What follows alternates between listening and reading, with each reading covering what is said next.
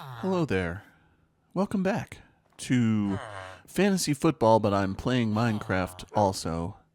The best fantasy football show that also involves a person playing Minecraft while narrating the fantasy football information. My name is Nert Doobles, and we're just into our second week of this NFL season and our second week of me doing this almost podcast, as I like to think of it. As you can see here, I'm at my home in the village that I just basically invaded. But we're not going to talk about the Minecraft stuff too much. We're just gonna focus on the fantasy football stuff because that's what this show is about. So let's get started, shall we? Making a little porch here. Take a little nap on my back porch. The weather is beautiful. Let's move on to the actual games, of course. Oh yeah, we got to do the segment intro. So welcome into Eyeballs to the Screen Walls. This is the segment where I watch all the games, I don't watch all the games, but the games I watch, I talk about them. Starting this week with a game that was the first game on TV that I got to see some of on Sunday, and I obviously watched the rest of it later. It was the New Orleans Saints against the Dallas Cowboys, and we got the shootout we hoped for. Only problem is it was more of a one-sided kind of shootout.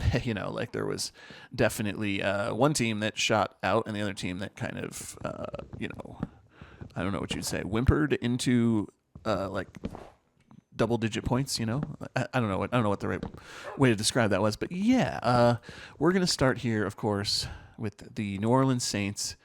This is a team, I'm seeing enough from this offense to take them seriously. Obviously, everyone is after this week, I think. It's not, a hot take to say that. This was just an awesome performance, really fun to watch. And the thing is, it's not just that they have skill players who are really skilled and are really showing that skill and surprising people. The play calling for this team is, as the kids say, lit. They have really interesting, unique, I don't know if it's unique, but they have really neat and interesting play design. They have, lots of motion to confuse defenses. Derek Carr is looking he just looks accurate. He just looks like he really is, is throwing the rock, I guess, as the kids say. I don't know if that's what old people say, actually.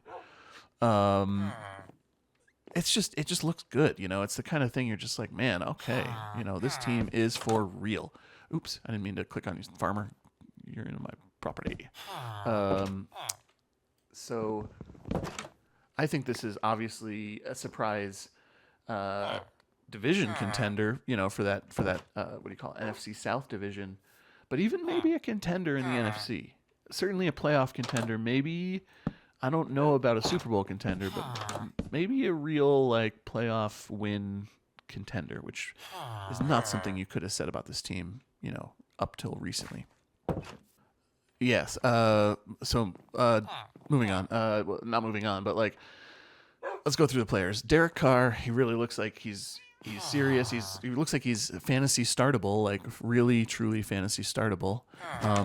He looks like somebody who is going to, be like Baker Mayfield in the sense that, he's not going to run like Baker Mayfield, but he looks like somebody who, like Baker Mayfield, has the potential to really break out as a lower tier but weekly fantasy starter that we didn't expect coming into this season by any means. So yeah, that's the deal with Carr. I think I wouldn't rush to start him over a bunch of players because he's not going to have huge weeks every week, but I do think he's absolutely a value. And as a backup quarterback or as somebody who has an injured quarterback, you could do a lot worse. And so definitely Derek Carr is worth the consideration. Alvin Kamara, a potential league winner. I will admit I overlooked him in drafts. I did not have him on my radar to draft in those middle rounds where apparently there's a few really good running backs coming out of those middle rounds. It looks like, and when you watch him, at least in my opinion, I can tell that he's not quite he's not top tier fast like he was, when he earlier in his career. He's not top tier fast, but he still is good, and the team situation he's in is good to great at all times. It seems like, which is for a running back, it's what more can you ask for? This is a situation where he has a great play caller, it seems, and a great great play design, and he's able to just do his thing. And the blocking is really good. I mean, they're just really dominating the area, dominating the field with that run. It's just wild. Yeah, and I think with that said, you should also note that Jamal Williams therefore has some backup contingent value for you if you're looking for someone to back up Kamara and or someone who has a little bit of standalone value. He falls in that category. I wouldn't put him near the. Come on, dude. Excuse me. I'm trying to work here. So I wouldn't chase after him per se. He's lower on my waivers, but he's someone to consider. Chris Olave, speaking of people who are going to be fine, we were really worried after week 1. He had plenty. His role was big. You got to love what he did. I'm not worried about him at all. I think he'll be a startable player, and he'll have a few big weeks, but he may have these uninspiring weeks. I think Rashid Shaheed is genuinely going to hold his. It's not like he's going to hold Olave back in a direct way. If anything, having 2 good receivers is going to help that team. But I think he will end up being. Oh, actually, no. I think I'll cut these. I don't know. I'm just messing around with the house design here. I think he'll be held back by Shaheed's production. In other words, he won't have the ceiling. He'll have a weekly ceiling that's reasonably high, but he won't have the same season ceiling that he had last season because of the presence of our new best friend as a fantasy player, I guess, our buddy Rashid Shaheed, who I hope you picked him up last week off waivers if you had a shallow league where he wasn't drafted. If you didn't, then he should be a top claim this week, in my opinion. I think this role is for real. I think that he is going to be a productive fantasy receiver all season long. And they still have 3 tight ends, really 2 that you think might be likely to actually score a touchdown too. So it's an interesting situation there. But I think Taysom Hill has contingent value as a tight end. I'm not chasing it. I'm not into chasing players like that. There we go. This is exactly what it was before I cut it off. Whoops. Moving on to the Cowboys. I wouldn't worry too much about this if I was a Cowboys fan. I'm not freaking out, about the situation. But yeah, it's concerning. It's this team is still a contender, I think, at least an NFC, playoff team, not necessarily a championship contender, but a playoff team. So yeah, I don't know. I don't know what to say about the team overall. I don't think this necessarily reflects badly. They can sustain drives. They got so far behind in this game, but they're a team that can still sustain offensive drives. I'm not at all worried about any of them. CeeDee Lamb obviously is your every week starter. Nothing's changed there.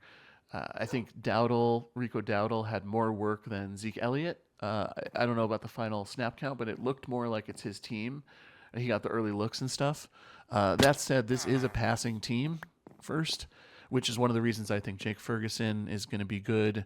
That looks weird, but kind of is awesome. It's not that awesome, is it? Wonder if I could do this. But yeah, I think that the Cowboys are going to be fine. I think Brandon Cooks and Jalen Tolbert it seems like they might have swapped back and forth like big games in the last 2 games. I think either of them, could be a waiver option for you. It's tough to know who's who on a weekly basis, I suppose. But yeah, I guess we'll really have to wait and see a little bit with those guys. But I think Dallas is in a fine position as a team, and I wouldn't worry too much about this. They just got surprised, and their defense was not up to the task, but I think that their defense will recover just fine and be a fine defense. I still think they're not going to do much in the playoffs this year. I think they're just not quite. Excuse me, this is my bad. They're just mid in the grand scheme of things. You know what I mean? So yeah, that's how I see the Cowboys. I'm sure that I'm going to get people mad at me for saying that in the comments or whatever, but I will say that I would like it if you comment. That would be great if you could comment and tell me what you... Wait, what? No, that's not what I want. If you could comment and let me know what you think, about that. It's like, hey, you're wrong about the Cowboys. They're not mid. They're going to be awesome. I'd like to hear that. You know what I mean?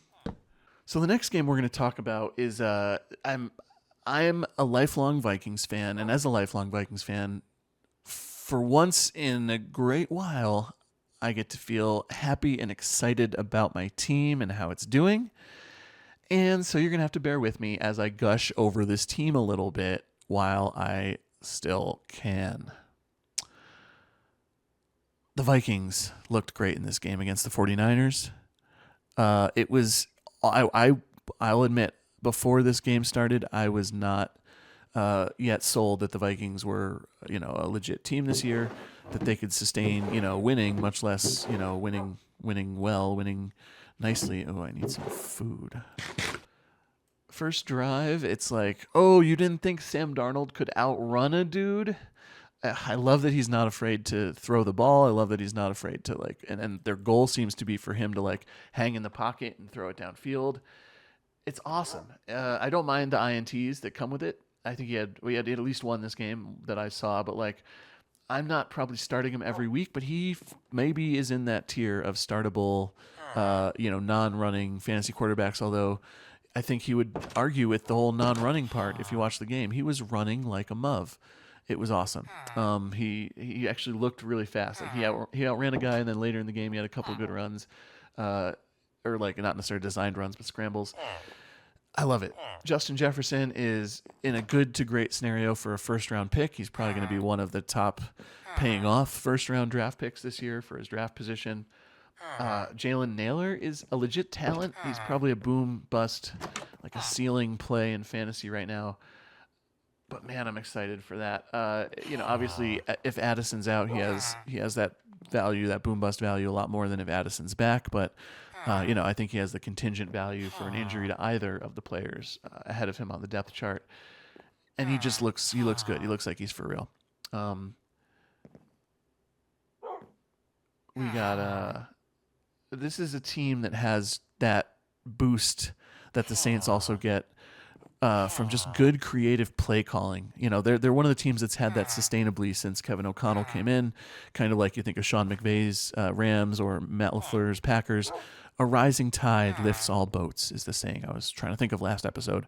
But it's basically, these are good play callers that make everybody else do better and the team better. We got Aaron, get me on your fantasy team. That's a paraphrase. I don't know what the direct tweet was, but Aaron Jones... He tweeted to get him on your fantasy team, and if you did, you're feeling pretty good so far, I think. Decently good. I mean, there's Ty Chandler, who also I'll talk about in a second, but I wish I had listened to that advice. I wish I had seen the tweet in the offseason and drafted him more.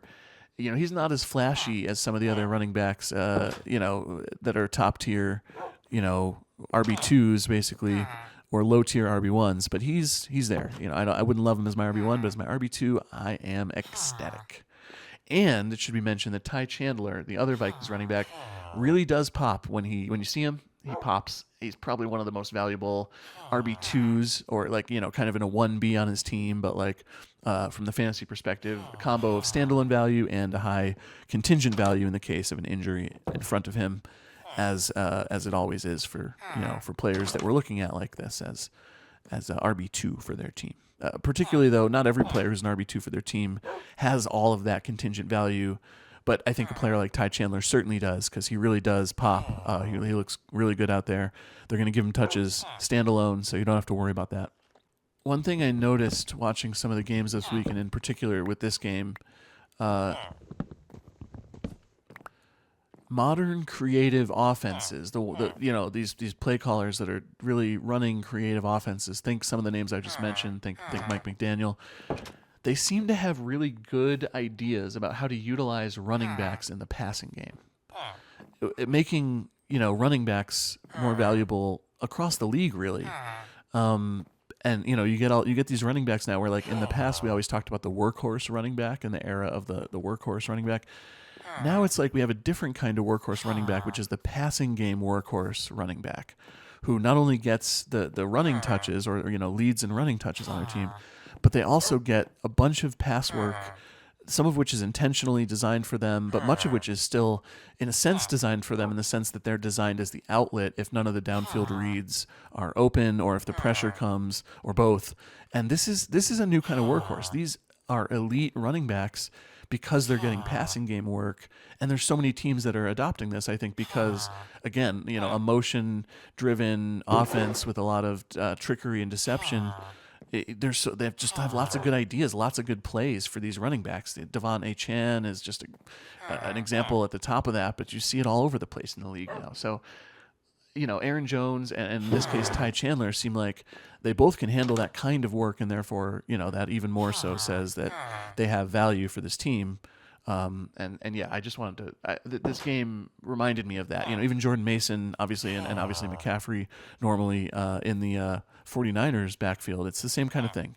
These are teams that have good ideas for how to use these running backs in really productive and dangerous, explosive passing situations or passing plays and screens and all that stuff. So yeah, those are the kind of players I think you're going to want. I think in the future we're going to think of this as a different class of workhorse. In the past you used to talk about 3-down RBs. Now we're talking about, it's still kind of 3-down, but we're talking about specifically like wide receiver RB hybrids, right?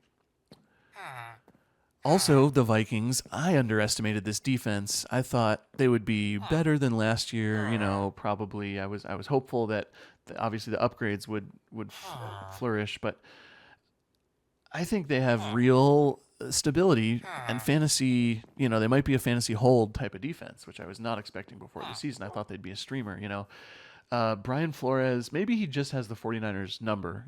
But that team just really swarms to the ball. You see just like good energy coming from the way the defense looks. It's like the eye test is passed 100% for that defense right now. And Flores's approach means blitzes and pressures, and it's from a fantasy perspective, you love that. And if they have an aggressive secondary this year that can actually keep up with receivers as opposed to just getting beat downfield all the time, like they have the last few years, you're looking at a good fantasy value for your defense. I think that's something to definitely consider as they might be a hold. It's a formula for fantasy points from a defense's perspective. It just seems like, they're all swarming. Some of the young players took a step forward. The vets they brought in are clearly mixing well with the rookies. I just love the vibes of the defense. They're tuned in. I don't think they'll necessarily be this good every week, but also don't sleep on them.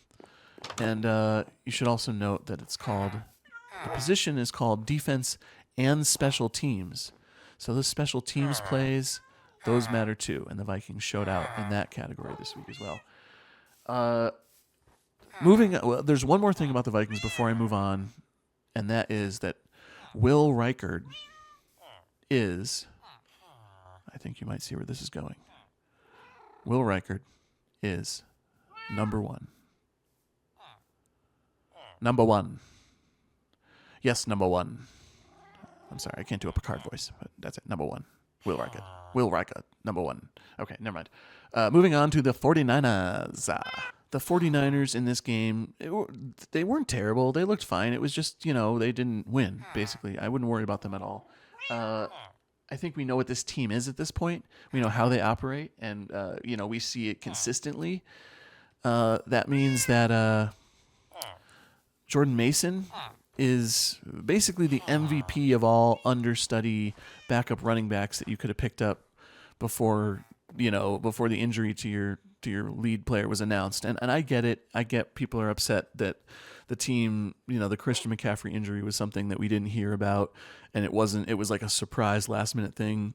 And that as a fantasy player, particularly for a Monday night player, that's frustrating and upsetting if you're not around. That's one of the things I said in the last episode about how, unfortunately, I think fantasy football rewards, the casual leagues reward the people who are like, getting alerts on the news and are proactive and are close to their computers or whatever, versus people who, are out doing something Monday night, an hour before the game when it's a surprise. Christian McCaffrey's out and you got to grab Jordan Mason if he's still on your waivers in a casual, shallow league. And that sucks. I get that. If I was the person who that happened to, and I wasn't the kind of person who doesn't let that happen because I proactively pick up that player who has that, has that risk, then I would be upset too. But, it is like That's what you signed up for. You signed up for something where you can get, burned by not having alerts going off on your phone about it. So this is a pro tip. If you want to actually get competitive with it, you have to bite the bullet, so to speak. Not that that's the best terminology, but you have to accept that there's a reality that, stuff like that happens. And that's why, in my opinion, you really do take the time, even if you're just playing in a casual league, you take the time and you use up the bench spot. Not every time. I'm not perfect about this, but you do use the bench spot on the backup in a few situations where you have certain backups that are absolutely must handcuff players again. Players that you must draft or hold their backup are out there, and that's the kind of thing that you see. Coming into the season, it was Kyron Williams. Well, you have to draft Blake Corum, and in the end, that's not necessarily a bad idea. There's certain players like that. There's certain players that are like, you got to grab the backup to this player. And Jordan Mason, I think, for Christian McCaffrey was one beforehand, before the season started, but certainly before week 1, he still had that questionable tag. It's like, you gotta be proactive about that. You gotta do that if you're going to succeed in fantasy. It's the kind of thing that it's not fun, but it's the reality that's what you're sort of expected to do if you're going to play fantasy at a higher level than your friends in your casual league, right? It's that you gotta be ready for that. You gotta be ready to do that. So yeah, there's basically Mason legitimately looks like he could be a star in the making. He's a player who really looks like he can continue to be somebody who's really valuable for a real football team and still really valuable in the short term for this 49ers team as the season progresses. And so I'm super stoked if I have him on my team, regardless of whether I have McCaffrey at this point. I grabbed him in one league where he was still out there in a shallow league, but I had just a good team anyway. But it was a really shallow league, and he was still out there up until the McCaffrey on IR injury because he wasn't. What do you call it? He hadn't been picked up before the game, I think. Anyway, the point is that there's. Oh wait, what are these doing here? The point is, Jordan Mason is the real deal. He's legit, and he's gonna play well, and that team's gonna kind of utilize him in the same McCaffrey role while McCaffrey's out, and so you can rejoice about that if you are someone who has Jordan Mason on your team. Deebo Samuel, that injury is a bummer. That injury is a real bummer. To be clear, this is, I don't want this to come across as dehumanizing, just because his language is, is kind of, could be seen as that. But Deebo Samuel is like a piece of technology that Kyle Shanahan stole from a military compound. A piece of football technology that Kyle Shanahan, that would have been better if I said it. He's a piece of football technology that Kyle Shanahan stole from a military compound. That's just, he just really he's like the perfect player, the perfect kind of, just like everything about his approach, his play is like as though it was designed in a lab to maximize football awesomeness. I think if you're the player in your league whose team is looking good right now, who has plenty of short-term options, and the manager of Deebo Samuel in your league that looks kind of weird, but whatever, we'll go with it. Open plan house design. I think you should try to trade for Deebo because there's probably in some leagues there's somebody out there who needs players now right away to support their team and just doesn't have any options that they feel good about at the wide receiver position, for example, because Deebo's injured. You might be able to just get that trade in for him. It's a bummer though. I was a little worried about Ayuk before reading about the Deebo Samuel injury, but now obviously Ayuk is fine in my opinion. I'm not at all worried about Ayuk. He's going to be getting plenty of work as the number 1. I think Juwan Jennings, who is going to kind of be in the number 2. in the number 2 role for that team. Oops, come on, man. I think he's going to be pretty decent. He's short-term fantasy relevant.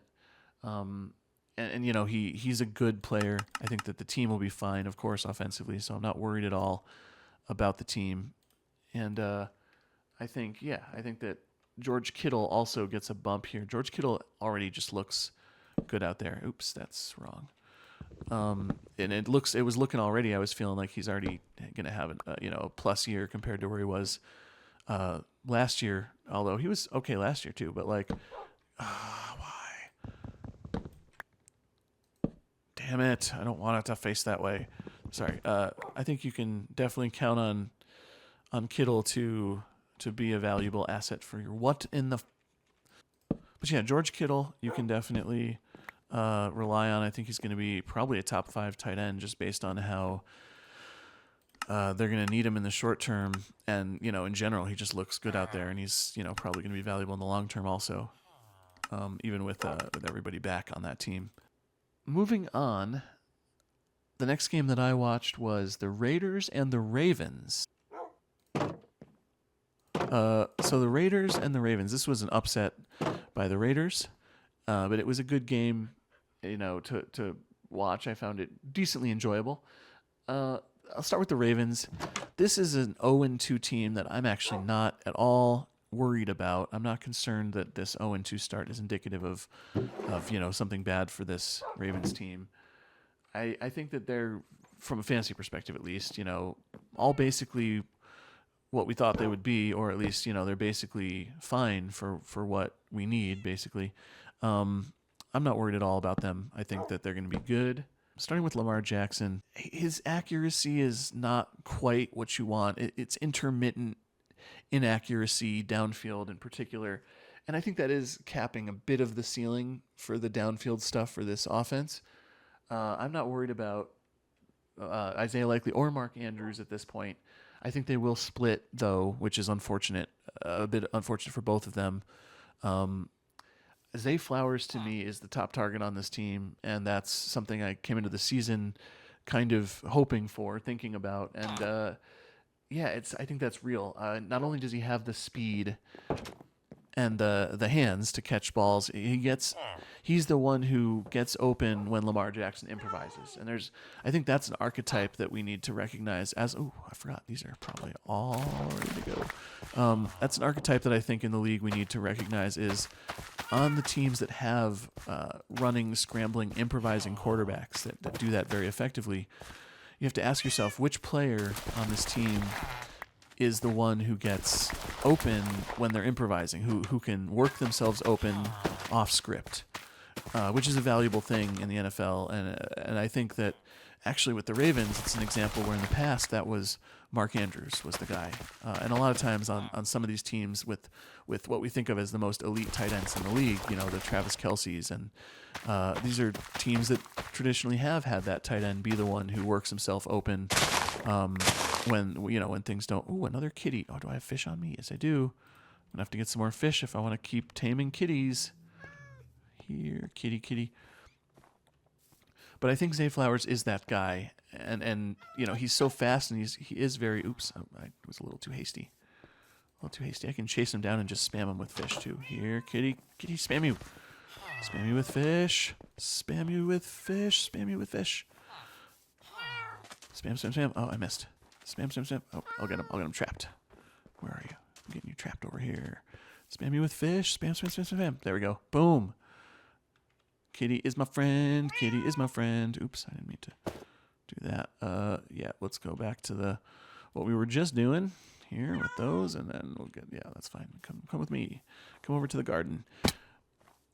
So I think Zay Flowers has a ton of value. Rashad Bateman is actually a legit number 2 wide receiver, the wide receiver 2 on that team.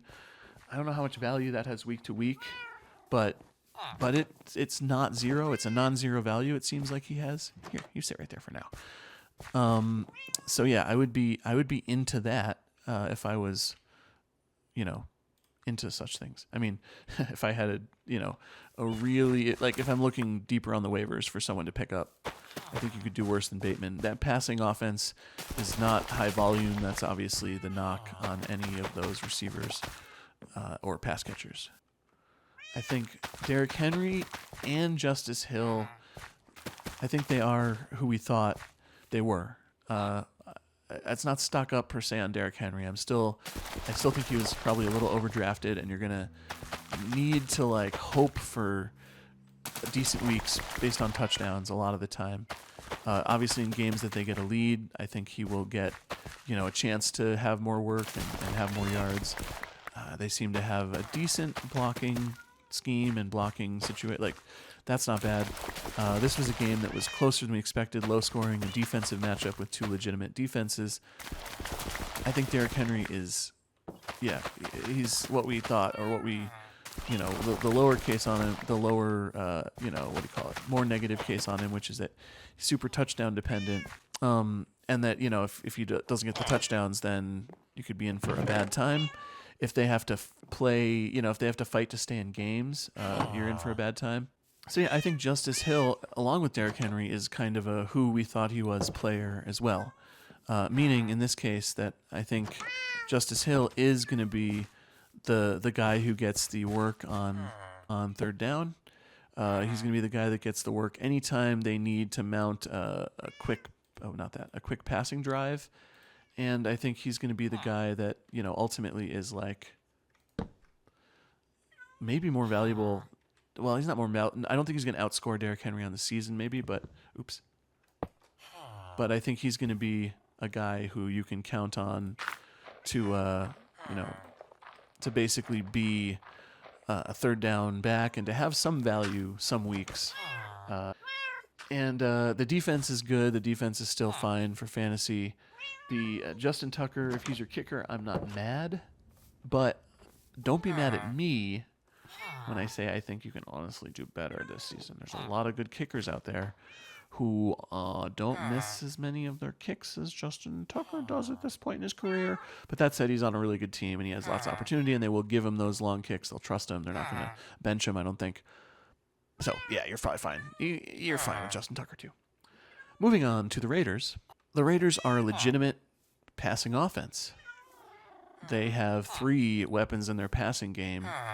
First of all, we just got to talk about Brock Bowers. My goodness. This is going to make Sam Laporta's rookie breakout year and number 1 tight end off the board next year look like freaking small potatoes. Oh, wait, it would be more effective if I was like, small potatoes. Small potatoes compared to what Brock Bowers is looking like he's going to pull off this year. He's like, Devontae Adams and Brock Bowers are going to both, I think, do really good this season. Or, Devontae Adams, relative to where you drafted him, might be just decent. But I think he will live up to the draft position. Doggy, you're trapped in that corner there. We got to get you up into the house or onto the porch at least. So that's a situation where I'm excited about Brock Bowers. Whoa, what? You're in the fence. No! It's going to be fine. So yeah, I think you feel great about Brock Bowers. You feel good about Devontae Adams. I think you feel okay about Jacoby Myers too. I think that he's somebody who you can rely on as a not a starter every week, but as that he's worth rostering. He's a rosterable backup for bye weeks or something, for games where it looks like they have to throw or they want to throw a good amount. Yeah. I'm not worried. He'd be in my waiver list. I don't know how high I would rank him if I had to do it side to side, but he may lack the volume that you want and that you had last year due to the Brock Bowers emergence, but I think he's still seeing. Then this becomes a ladder. Boom, and you can just close it off when you don't want to. Anyway, Zamir White and Alexander Madison at this point. I think in a shallow league I'd drop them. Honestly, just because in a shallow league you have players like Carson Steele, you have Braylon Allen on waivers, and I'm somebody who has sit, good boy or girl, good dog. I think I take the chance on the value of those guys. But with that said, I have Zamir White in that exact situation in one of my leagues, and to be honest, I saw that there were some comments from Antonio Pierce, the head coach, that was like, "We're gonna keep on getting Zamir White the ball, and he's gonna keep getting lots of touches." And I'm like, man, why'd you have to say that? I was all ready to drop him, and now I'm not. But yeah, I think that he's somebody to hold at this point. It's yucky. I don't love holding him, but I will hold him also. So yeah, I would drop Madison just because I think they're a pass first team. I don't think Madison is especially he's not one of those backs who's truly like a pass catcher. Oh, there's a villager in that boat over there. Yeah, I don't know. Those guys are tough to hold. You don't watch what I'm about to do because you might get mad about it. And yes. I don't think it's for either of those running backs. I don't think the situation is that they play bad. I think that it's just that it's a pass forward team. The team strengths are passing, and it's just what they're going to end up doing. I think, probably both those guys have a guaranteed role on that team, but I just don't think it's going to be very productive. And so if I'm in a shallow league, I'm thinking a high upside running back maybe over those guys, like Braylon Allen as the Breece Hall manager or Carson Steele in general, or maybe you just hold them. And that's, I think, it's a more conservative way to play. It's a safer way to play, but I think either of those strategies have merit, and I'm frankly not sure. I think I'm going to end up holding him in the league I have him. Just I don't know. Maybe I'll get Braylon Allen just because, again, I have Breece Hall in that league, and I am now realizing that Braylon Allen is a legitimate top-tier, elite understudy fantasy running back. And also, last note on the Raiders is just that this is a legit defense. This defense is legit, and they're startable in fantasy. Maybe not every week, but certainly some weeks. The next game that I undertook the viewing of is the Rams and the Cardinals. So we'll start with the Cardinals here. I was really happy to see that the vibes are good for this team. Yay, the vibes are good, because after week 1, I thought they were a team where the vibes might end up being bad, but they were good. Good vibes. Oh, you guys, I don't mean to interrupt you. Anyway, this is the team we hoped for when we drafted these guys. This is the Kyler Murray we hoped for. This is the Trey McBride we hoped for. And, of course, this is the Marvin Harrison Jr. that we hoped. Whoa, hi. This is the Marvin Harrison Jr. that we hoped for when we drafted this team. The protection seemed to hold up, which was something I was a little concerned about. It could just be that this wasn't a bad Rams defense that they played, a depleted Rams team with a bad defense. So I'm a little more worried if they play against an aggressive defense with pass rushers. But overall, they looked great. Kyler Murray is back. He keeps plays alive. He keeps drives alive. That's his role. That's what he does. That's not his role. I mean, his role is to do more than that. But he runs decisively. He runs dangerously. And, of course, he still throws good. So, so that's awesome. James Conner is also back. He's literally back. And, yeah, he is everything you hoped for if you drafted him as one of those mid to late round, not late, but, mid-round, mid-tier running backs this season. He's heavily involved. He is one of those running and passing game, fully schemed into that stuff. So no worries there. I think Benson remains an official quote-unquote handcuff, an official understudy back. Not quite as valuable as a couple that I just mentioned, perhaps like Braylon Allen, but he definitely is that still. Marvin Harrison Jr. is ready for his close-up. Oh, I was going to do a close-up. Oh, you closed the door in my face. He's ready for his close-up. Marvin Harrison Jr. looks like he's the guy who's going to improv and get open when Kyler is off script. He's that archetype that I was talking about before with Zay Flowers on the Ravens, and that's wonderful to see. It's not only he's the guy who's going to catch a lot of volume, but he's that improvised, get open off script complement to Kyler Murray's game. We love to see that, and this is also going to open things up for everyone else too.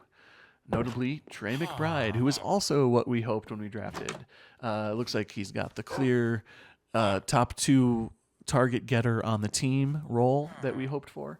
He's got the chops, the skills, obviously, and so we're happy about that.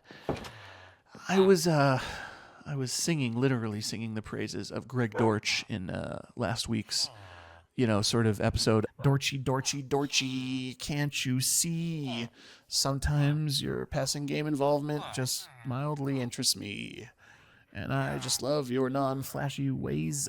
This is why you're one of my choices for the waivers. And I mean, not that I thought he was mind-blowingly amazing, but, I sung about him. Anyway, it looks like Wilson and Dortch are... I don't know if they'll be valuable enough to be standalone, either of them. That's the problem. Maybe they have contingent value based on each other, or Marvin Harrison, missing time, but... or if Marvin Harrison gets a shutdown cornerback one week, or a team that's schemes, completely aims to stop Marvin Harrison Jr. specifically, then these guys, Dortch and Wilson, it seems like Wilson is the deep ball guy. Dortch is returning kicks. I don't know what to think about all that. I'm just mentioning these names so you know what happened in the game. Moving on to the Los Angeles Rams. This is a team, an 0-2 team, unlike the Ravens, that I am. Well, they're both like each other in that they're 0-2, but unlike the Ravens, this is a team that I am worried about. It's looking bad right now for the Rams. Like, just through injuries and stuff like that, it's just bad. It's just they obviously it's a huge bummer to not only have Puka Nacua missing some games, but now Cooper Kupp as well. Their high-powered passing attack of this year is deeply diminished at this point. I think DeMarcus Robinson is going to be a valuable player. I mean, getting ahead of myself with waivers here, but I think he's going to be good for the next few weeks, and potentially if one or both of these receivers remains out, he may be a hold and a spot starter there. But they're just, their O-line is in bad shape. They lost another O-line player, I believe. I saw the news after this game, it was reported after the game that the player was injured. I don't have the names in front of me, so I apologize for not naming that player. But the O-line is depleted with injuries. The defense is depleted, injured, and seemingly, pretty not good. That could mean shootouts, so there's some value you can say for Stafford, but I would say overall stock down for Stafford for obvious reasons. I think they will be a pass-first team in general this season, and that's, I guess, the only, or maybe not the only, but that's an issue for Kyron Williams, although I shouldn't say it's an issue for Kyron Williams because he's 100% the archetype that I talked about earlier of the running back who is 100% part of the passing game. But because the team stock down, Stafford stock down, he'll still be passable for fantasy. Kyron, slight stock down, but probably not much. I think he'll still be, every week starter. Blake Corum is that confirmed understudy back, but again, not quite at the value tier that we thought at the beginning of the season. Kupp's injury is just unfortunate. They could both come back this season and have wonderful seasons. So, but it's just so fragile sometimes. And I think you should go DeMarcus Robinson. I think he'll become a 10-target guy in the short term when both of the stars for the Rams are out. And I think Tyler Johnson's he's interesting to me also. Apparently, Tutu Atwell cut into his snaps, and Jordan Whittington and Tutu Atwell both got some snaps. But I think Tyler Johnson has the profile to be an upside guy in the short term. And as for Colby Parkinson, the tight end, who you might have picked up off of waivers last week, and he didn't have much this week, but I wouldn't panic. I'd still hold. And I think he'll be involved, obviously, especially in the short term. The Rams are facing 3 arguably good to great defenses in the next 3 weeks, it should be noted. San Francisco, Chicago, and Green Bay, and then they have a bye week. So I would put that as a reason to notch down the waiver players if you're thinking about, whether you should use a waiver on Colby Parkinson or DeMarcus Robinson or Tyler Johnson. Consider that they don't have great matchups in the next few weeks, and then they have a bye week, and by that point, Cooper Kupp, or rather Nacua, and later Cooper Kupp is probably on their way back. So I would temper my expectations there. Moving on to the Bengals versus the Chiefs. I'm going to start with the Bengals. So it looks like the Bengals might actually be better than mid. I was calling them mid, But now I think they're luxury mid, like the Cowboys, better than mid, but still ultimately not a real Super Bowl contender.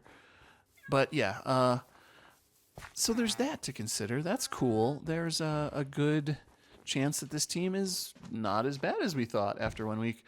And because the team is better than mid, i.e. luxury mid, as I like to call it, that means their players can be regular mid for your fantasy team. Yay!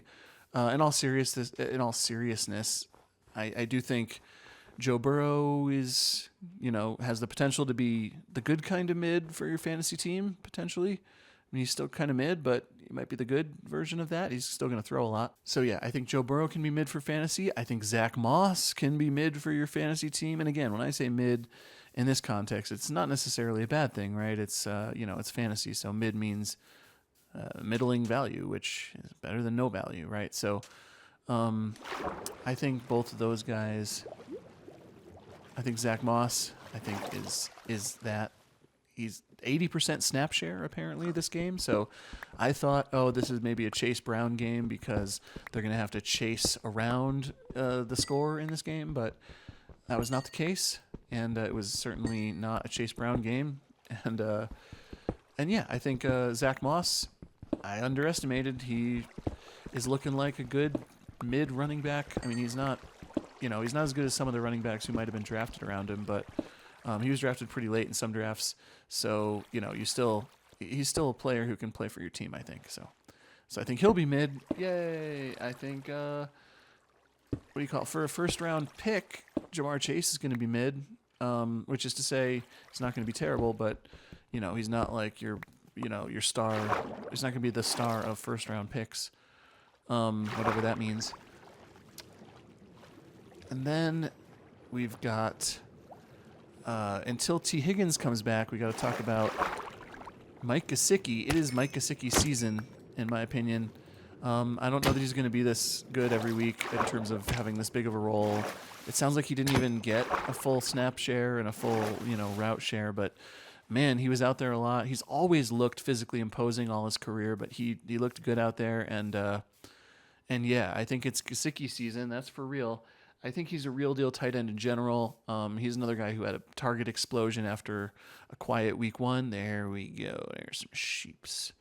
And so I think, legitimately there's going to be a chance that he has some value, that he will be kind of in the lower end tight end one, certainly with Higgins out, maybe all season. And he's a tight end with upside, I think, in this offense, and with his skill set and with his his athleticism. He has more upside. I don't need all these sheep. I'll just take 3 or 4 for this passing attack. In Star Trek, the character Vash is it shows up in a couple episodes. She's an alluring rogue archaeologist who not only beds Captain Picard, which is pretty cool, she has a whole relationship with the ultra-powerful trans-dimensional entity Q. Basically, she is somebody who is very attractive and has a lot going for her, has a lot of things that make people interested in her, not just the aforementioned Picard and Q. She's somebody who has that kind of, oh wow, you really want to follow her, you want to be, want to share your life with her, but ultimately she's going to break your heart and abscond with some valuable artifacts, and you're going to be left holding the bag, so to speak. Andrei Yoshavash of the Cincinnati Bengals similarly has a very attractive and alluring stat line this past week. That if you just look at the stat line, you're thinking, oh my God, I want to marry this person in fantasy. But if you look a little deeper, what you really have is a situation like Vash from Star Trek, where, oh, come on, sheep, stay with me here, where ultimately he's going to break your heart and leave and abscond with your valuable fantasy roster spot, and you're going to be regretting the day you ever met him, i.e. added him to your fantasy team. So yeah, Yoshavash had like 2 touchdowns, but didn't have but it's going to leave you high and dry. That's what I say. Don't fall for the alluring Vash. Don't make the same mistake that Captain Picard made and that Q, the basically almost godlike power, made despite his godlike power. Come on, sheep. Stay with me. Stay with me. We're going this way. Oh my god, they're so slow. So freaking slow. I should have brought a bed. What else to say about the Bengals? There's a guy whose name is All. And anytime he gets the ball, I want to say, is that all? Just because it's funny. That's all. That's all I have to say about him. From a fantasy perspective, it's all for naught. He and Burton and Irwin, it's like, good luck figuring out... Oh, another sheep. Hi.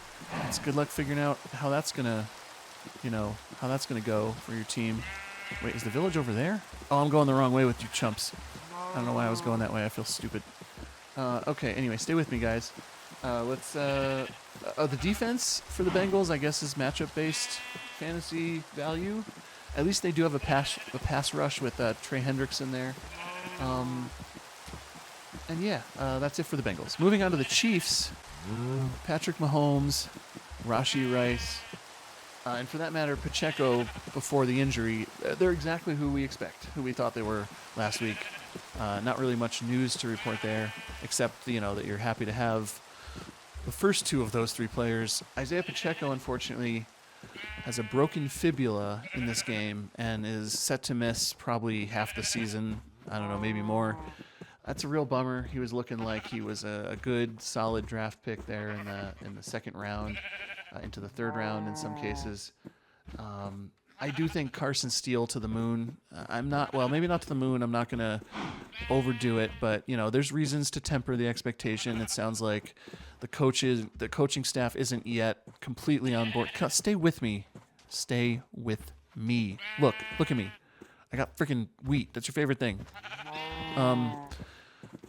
And so Carson Steele, to me, I think he's going to be a thing. I think he is worth a waiver claim this week just because, the way he plays is really what I think that team wants.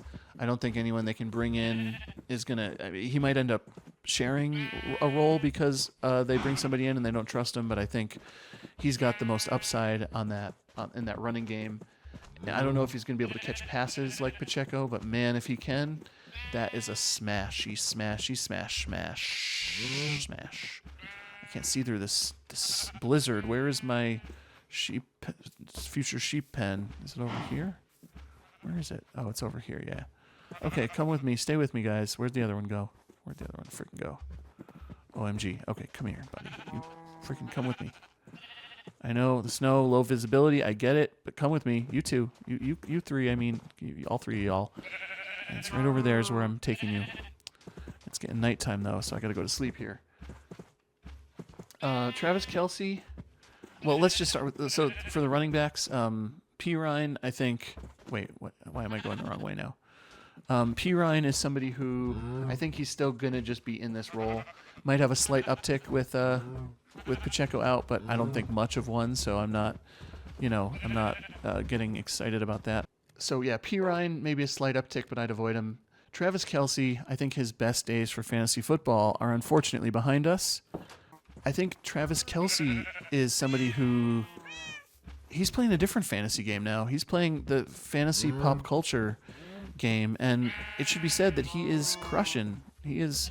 Where'd the other sheep go? But yeah, I think Kelce is the MVP of, the American fantasy of pop culture. But yeah, he's no longer your fantasy football MVP, unfortunately. Come on, yeah, here we go. One of you get through the freaking door. You look like two animals fused together. You're so stupid. Come on, go through the door. Xavier Worthy, I think, is a boom bust, like we thought. He might get a bit more line of scrimmage type work, a bit more of that running back designed, wide receiver becoming a running back for a play designed work with Pacheco out. So there's that to consider. The defense, I think, is still good. You want to look at their matchups? Come on, one of you go. There we go. Thank you. Okay, now I can close the door behind you. Great. And now you and you. Yeah. Oh, yeah. Now I need to figure out how I'm going to get out of here. I guess jumping is probably the best way. Perfect. So, yeah, that's the Chiefs. Moving on to the Bears and the Texans. This is the last game I watched with my own eyeballs due to the Monday night game being, on cable TV. Who even has cable TV? Who even... ESPN. Stupid. I'm going to start with the Bears. Sadly, this is a team that I think is a bummer. I really hoped Caleb Williams would be sustainable right out of the gate as a fantasy quarterback. The defense is good, so there's that. That's the only stock up thing on the Bears team pretty much, but the defense is good, so there's that. I guess DeAndre Swift is... This O-line is just such a liability. I mean, it doesn't seem like they can run block really well, but it especially doesn't seem like they can pass protect really well. It's just yucky out there for this team. I think it's more than just that, though. I mean, I think DeAndre Swift, I was going to say, I think he still has value just because he can also catch the ball. They will pass it to him. I think if he's your RB4 or whatever, then, that's fine. That's kind of how I would build teams personally. I like to have... If I'm drafting someone like Swift in those mid to late rounds, I'm doing it because he's fallen a little bit and he's like my RB4 basically.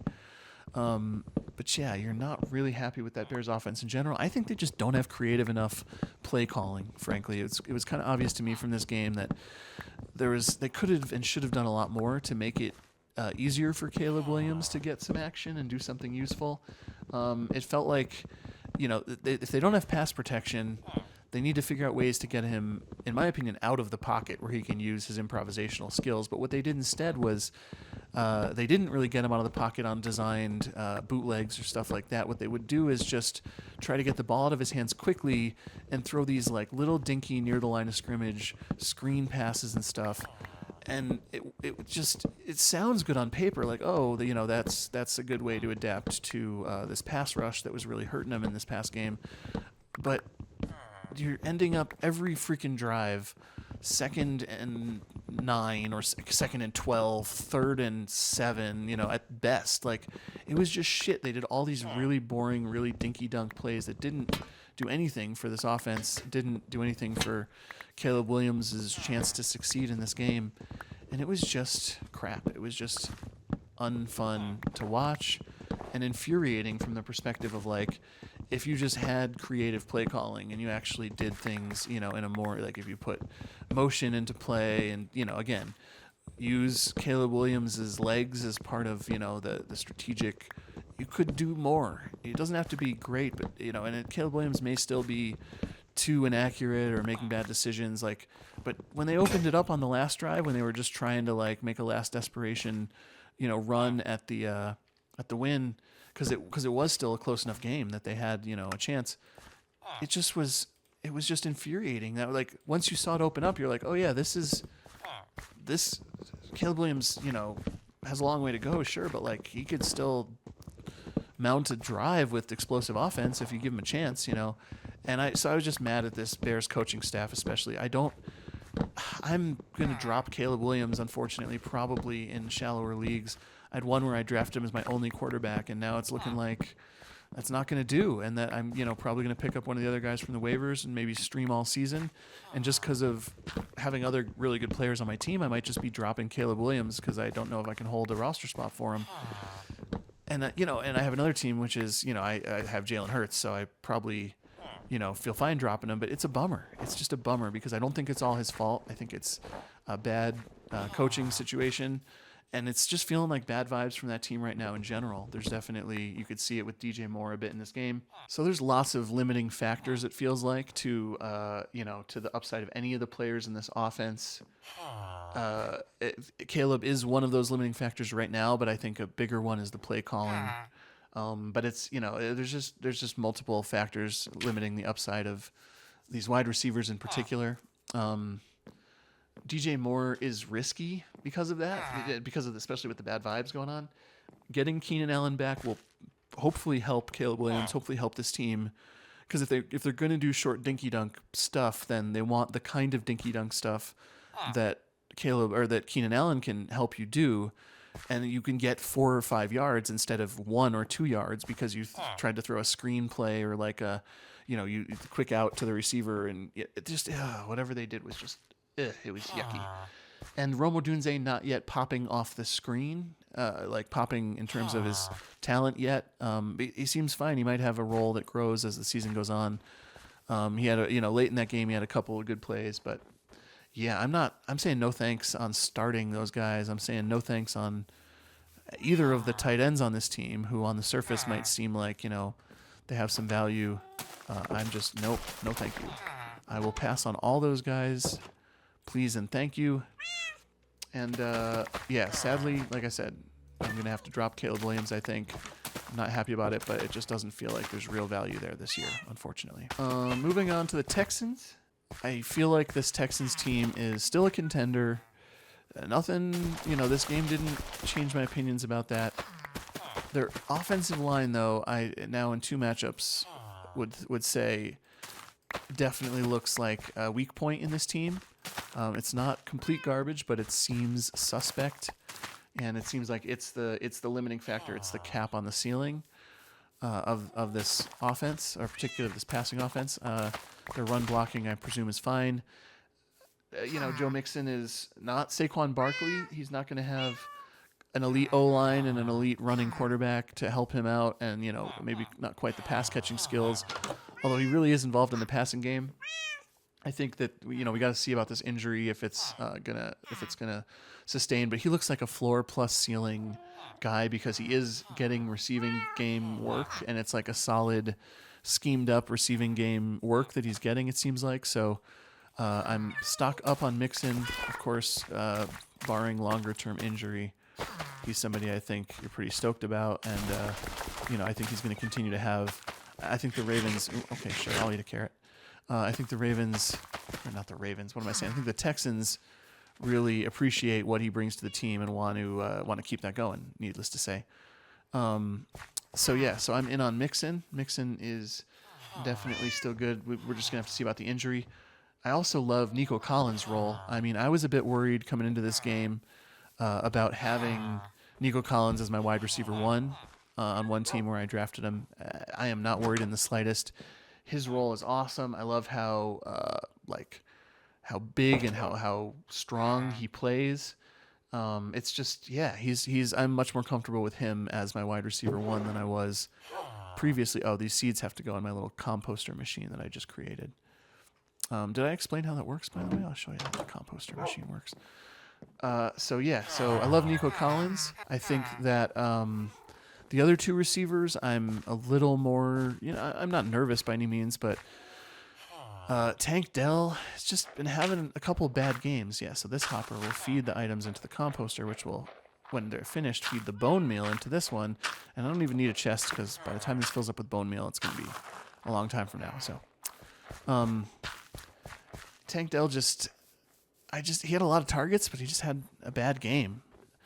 Stephon Diggs had more targets than it felt like during the game. He seemed like he sort of disappeared during the game, but he had, in actuality, like okay numbers, not something you like, but it wasn't like he was completely forgotten.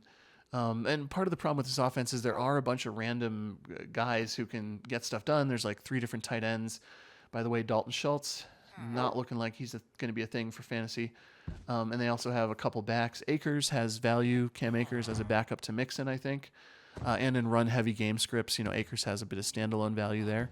So that's all the games that I actually watched this week.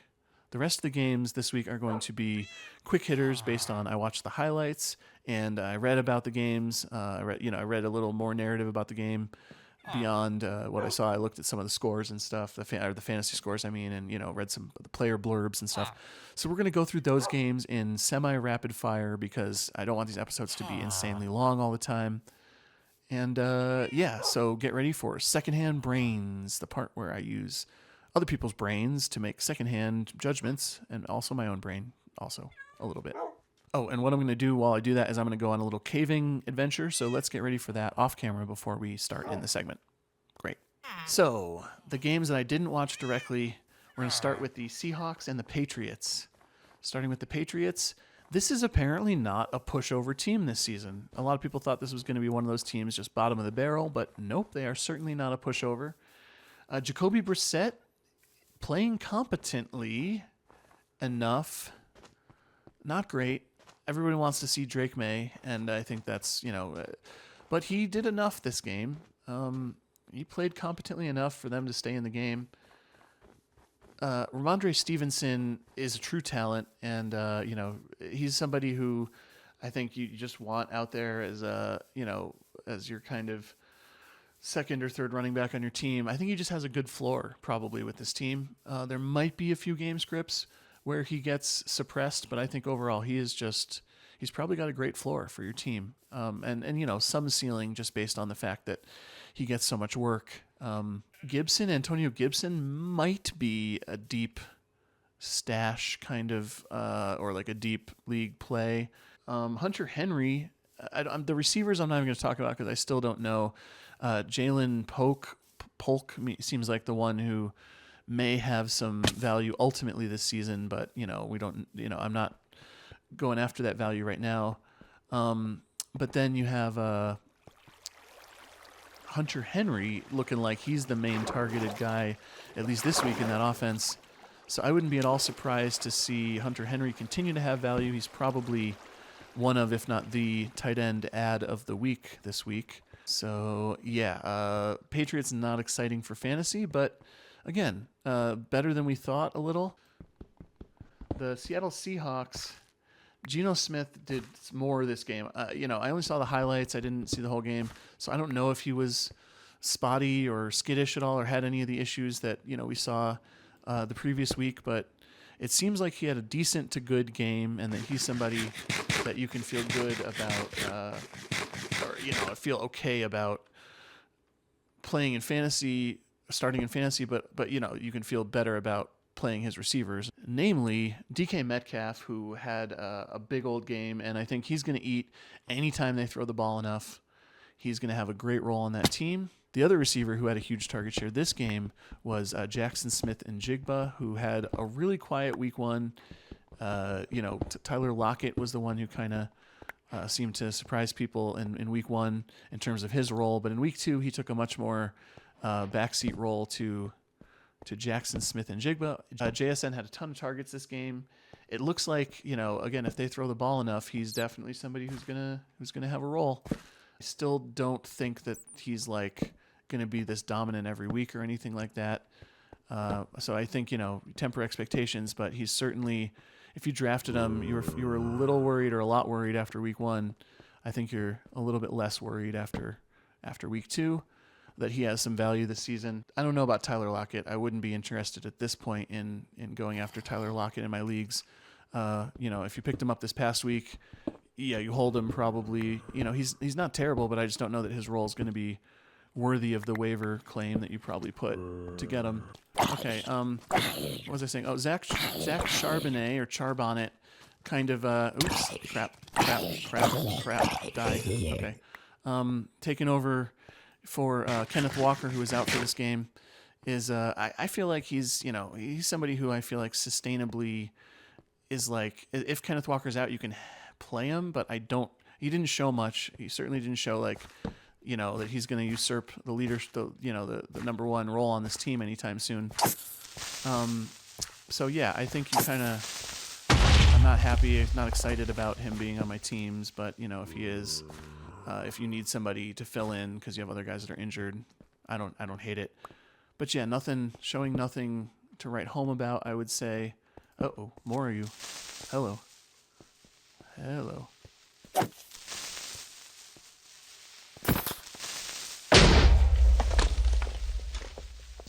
So I'm just hoping Kenneth Walker comes back sooner rather than later, because he's really where the talent seems to lie in this backfield. The Giants and the Commanders. This is a game where, both these teams, like I think I said in the last episode, it's a referendum on whether these teams are total trash or whether they actually can put something together this year. I think that for Jayden Daniels, and I'll start with the Commanders. For Jayden Daniels, I think this was a nice, promising game. There was some good throws, still some mistakes, but getting him outside the pocket can work for this team, like I was saying they should be doing with Caleb Williams, but I think they're not on the Bears. Getting him outside of the pocket on purpose, letting him be mobile and trying to work with that, trying to use that to their advantage. And him throwing outside the pocket looks good. Of course, his rushing upside is very much real, and hopefully he just keeps getting better. And I think he will keep getting better. Brian Robinson, you saw you saw the positive case for him. It looks like he's going to be a thing for sure this year, and that he deserves to be started every week probably, but certainly to be like he was drafted. You're excited for where you drafted him, I think. From a fantasy perspective, I'm reluctant, but I think Eckler might have some value here. I mean, not a lot of value. It's definitely Brian Robinson is the one to have in this backfield, but yeah, I think Eckler might be slightly useful at times for this team, I guess. So yeah, that's more than I had before for him in terms of confidence. So yeah, we can call that a positive. McLaurin, on the other hand, Terry McLaurin is unfortunately looking like a bad pick at this point. It's a bit like Michael Pittman in Indianapolis. We just don't know that the quarterback can sustain the passing game volume and accuracy to really make this guy valuable for fantasy this year. I think if you have him as your wide receiver 4, then that's not so bad, but you probably drafted him to be your wide receiver 3, or hopefully not 2, but maybe 2. And if that's the case, if you don't have other players who you might have drafted later but who can serve as your wide receiver 2 or 3, like a Brian Thomas Jr., for example, Jameson Williams, then I don't think you're really happy that Terry McLaurin's your wide receiver 2 right now. I think as your wide receiver 3, not so bad, but yeah, it's not looking great. I'm not ready to drop him or anything. I just don't love the situation too much. Other receivers, I don't know. I'm good, I think. It's confusing. There's a lot of them. There's 2 guys whose last name is Brown, which is confusing. No, but there's De'Ami Brown and Noah Brown, as well as Luke McCaffrey on this team. Those are all guys that are out there getting targets. Olamide Zaccheaus. Oh, sorry, apologies for mispronouncing your name if you're watching, or apologies for mispronouncing his name if you're somebody who knows how to pronounce his name and you just know I'm doing it wrong. I don't think any of those guys for fantasy I'm looking at right now. Zach Ertz, on the other hand, I'm not surprised by this. I didn't talk him up in my waiver thing for tight ends this past week. I didn't talk him up in my start sit thing, I don't think, but I came around on him after rewatching the highlights from week 1 of Jaden Daniels, sorry. And when I rewatched those highlights, I really saw a lot of Zach Ertz, and I said, oh, wait a second. Zach Ertz is an important part of this. He's the quote-unquote safety valve that you always talk about with young quarterbacks that have, a tight end as their sort of safety valve to pass to over the middle, and in, shorter games, shorter pass plays.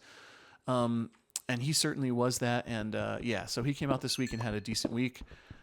That did not surprise me based on what I had seen week 1 after I really stopped and looked a second time. And so, I would say he probably has value as a top 12 option at the tight end position in the short term. I'm not jumping over the moon to get him, but I think he's definitely worth consideration if you're looking for a backup tight end or a startable tight end. But, you get the idea. This Giants team is still bad, unfortunately, but they at least showed a few signs of promise here. Not obviously, but Malik Neighbors is one of those signs of a positive. He got a gajillion targets and looks really good at getting open. He seems like he's somebody who can improvise himself open and just win on his routes and get open. And after the catch, he had like 3 plays that looked almost identical. Maybe there was just 2, but they looked almost identical, where he caught the ball near the right sideline, and he just basically pivoted his body and turned to the outside and ran past a defender or 2 to get extra yards. So that's all stuff you like to see, obviously. Devin Singletary actually ran decently well and looked decently good in this game.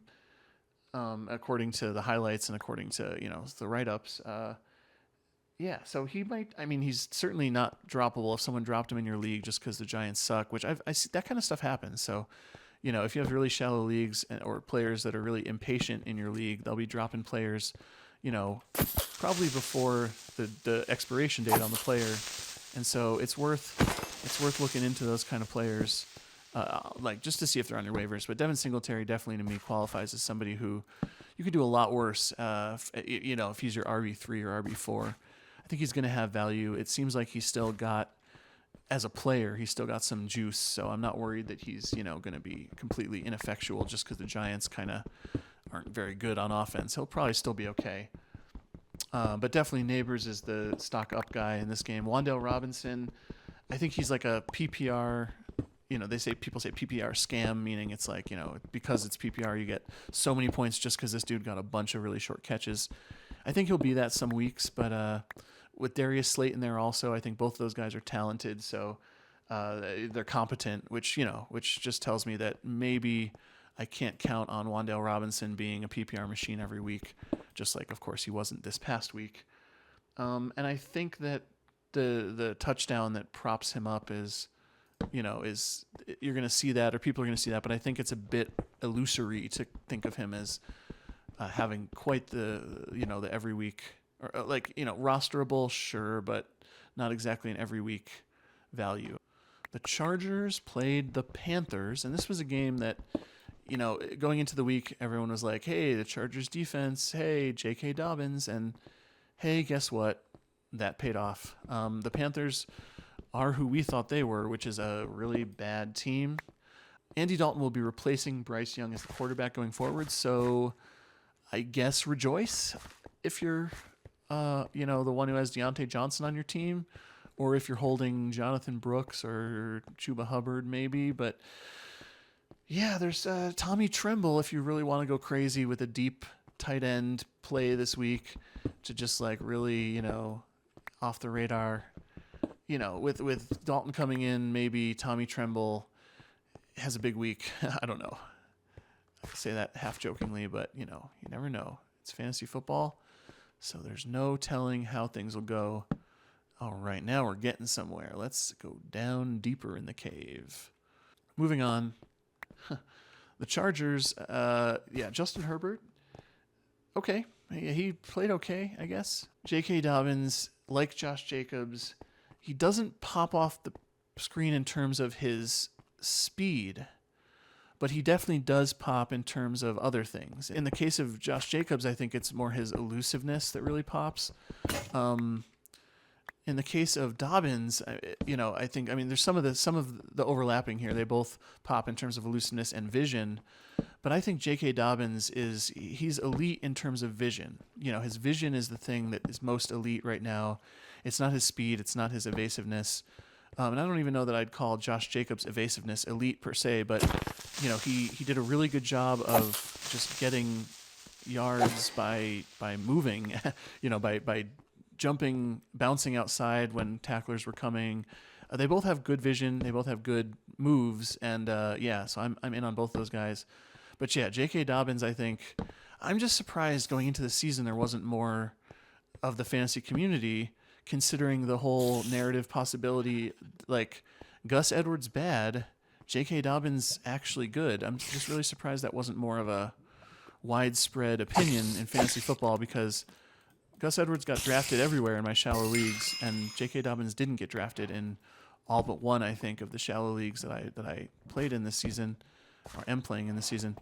So yeah, it's a bit baffling to me that gotcha, spider, guys. So yeah, so I guess what I'm saying is that I'm not worried about J.K. Dobbins at all being someone you can start probably every single week. Come on, skeleton. Oh, you shot the spider trying to hit me. Oh, now you're fighting the spider. Oh, that's funny. Okay. And bam. And now we got a creeper to deal with. No problem. I think Gus Edwards is just not worth rostering. Oh, that's not true. He's probably worth rostering. He's not going to have the lion's share of carries. It might give him some goal line stuff. I don't think he's worth rostering in shallow leagues just because you have so many better players out there. But in deeper leagues, sure. I'm not mad at you for rostering him. One of the big through 2 weeks kind of things to consider as a mild surprise at least. Quentin Johnston, I'm sorry. This is a guy who appears to have really taken a step forward. Not only is he, the red zone target, the long ball target for sure on this team. You can bank on that, and that alone has fantasy value. Apparently, he was the first read on a lot of plays, which means that they're going to him first, or he's like the first option in a lot of passing situations. So, big value there. Exciting to see. He's somebody on the waivers who's probably one of the top wide receivers out there, if not the top wide receiver to consider this week. Justin Herbert's still a good quarterback, even though it's not a high passing volume team. There's still no question that he can have a lot of value, particularly again as the guy who they go to in the red zone. Ladd McConkey, the other wide receiver, I think warrants consideration on this Chargers team. My sense from this game is, I kind of thought this going into this game, but my sense is that he's going to be a little more game script dependent. He gets the over the middle kind of work. Games where he's going to shine, I think, are games where this team has to like throw a lot just to stay in the game. Not games against teams like the Panthers, obviously, where they can just sit back and run all day. But I think Ladd McConkey is still, going to have value on this team. But he may not have, he certainly doesn't have the upside of a Quentin Johnston, I don't think, at this point. And he may not have, a lot of upside in general, week to week for this team. I think he's more of a PPR play, obviously. Who else do we want to talk about here? Josh Palmer, I think he's droppable. Again, certainly in shallow leagues, I think he's a highly droppable player. I think you can just drop. Oh, shit. That was dangerous. I think you can just drop Joshua Palmer, and I wouldn't worry about, losing whatever value he might have going forward this season. He may have some value. I'm not trying to say he'll have zero value this season. I just don't see him as a player valuable enough to be holding at this point. Moving on to the Colts and the Packers. So this was a game from the Colts. I'll start there.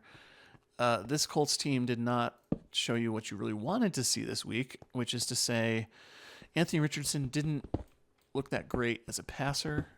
He just showed those limitations that are still there in his passing game. And, one of the things I read pointed out, this is still basically his rookie season. He only played 4 games last season, so he's still in his first, 10 games as a pro. So there's certainly room to improve. It just seems like he kind of showed some of those limitations that he has as a passer, and in game scripts where they have to pass to stay in the game or to catch up, it's not ideal, not for him at least. Jonathan Taylor seems to be game script proof, as least as game script proof as a guy can be. He definitely played like he was somebody who can't be stopped no matter the circumstances. So that was good to see if you're a Jonathan Taylor drafter. And what else? The pass catchers on this team, Michael Pittman to me is a scary start every week officially until something changes significantly. I think he's somebody who I am scared AF to start. But, again, as your wide receiver 3 or 4, maybe that's not so bad. As your wide receiver 1 or 2, that you might have drafted him to be, that's just bad. Even as your wide receiver 3, I don't love it. Even as your flex, I'm like finding other players to start over him, especially in shallower leagues. So, what else can I say about that? Alec Pierce is one of the folks that waiver, the players that folks like on the waivers this week. I'm not sure yet. I still think it's boom bust is the profile there. I don't love having boom bust players on my team.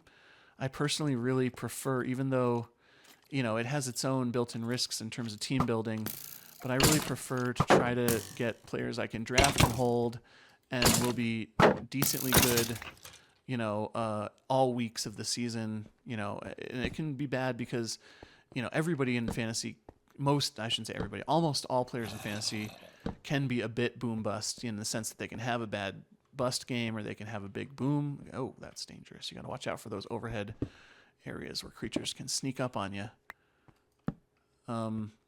But I'm looking at at Alec Pierce as a not quite yet. Will I?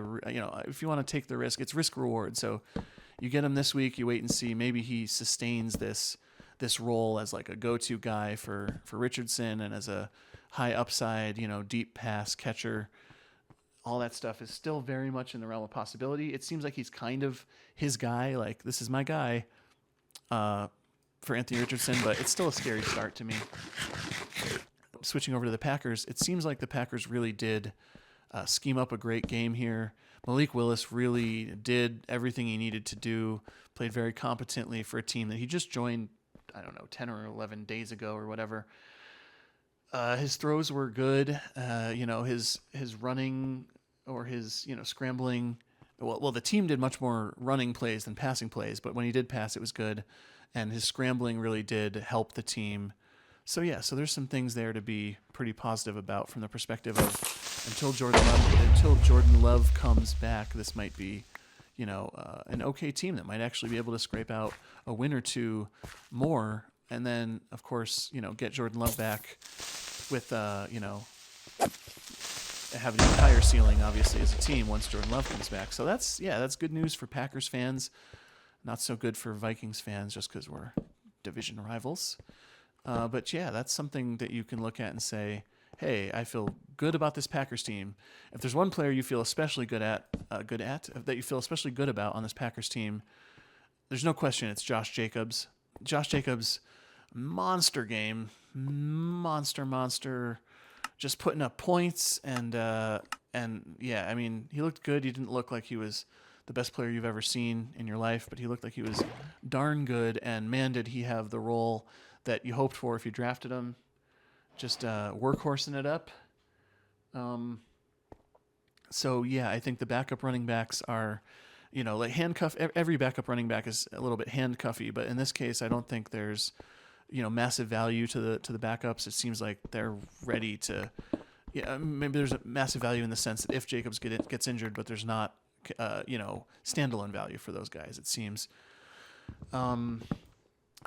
In the passing game, I don't know who to go for. Dobbs seems to be the most likely to be consistent, but there's just so many options. I would personally just be holding off until we get Jordan Love back, and then I would be, so you can hold some players, but I wouldn't be, two skeletons shooting at each other, and a creeper.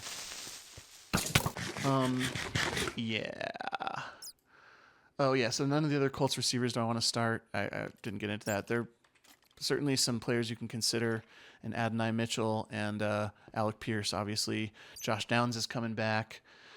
But as for the Packers receivers, you kind of have a similar situation. Too many guys, you don't know who's going to really be getting it done, I think, at any given point in time.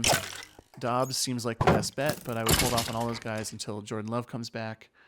And Tucker Kraft, not Tyler Kraft. Tucker Kraft is, seems like he has, Seems like he has some value there as a tight end, especially when Love comes back, obviously. But I think there's better tight ends on your waivers, the Hunter Henrys of the world and Mike Gesicki's of the world, even to me. I'd rather have those guys on my team right now than Tucker Kraft. But I could be wrong. I've been wrong about these things in the past when it comes to tight ends. And the Packers defense is the real deal.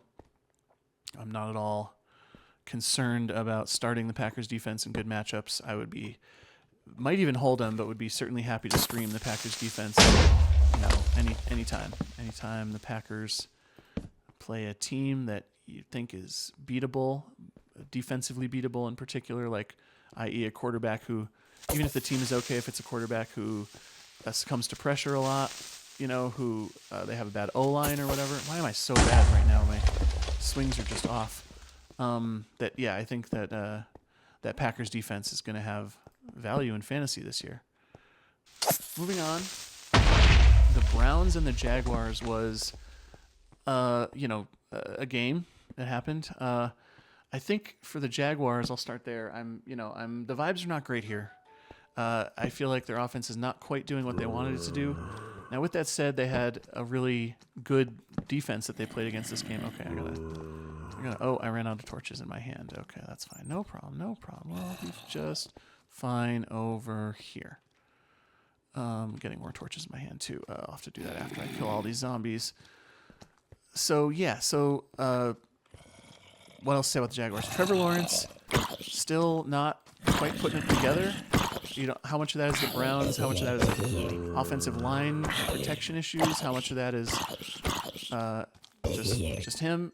He wants to throw the ball downfield, and they're definitely, taking shots, which you like for your quarterback. And he's decently accurate. It's not like he can't take shots and succeed. So, there's some good things going there, and he does have a group of receivers.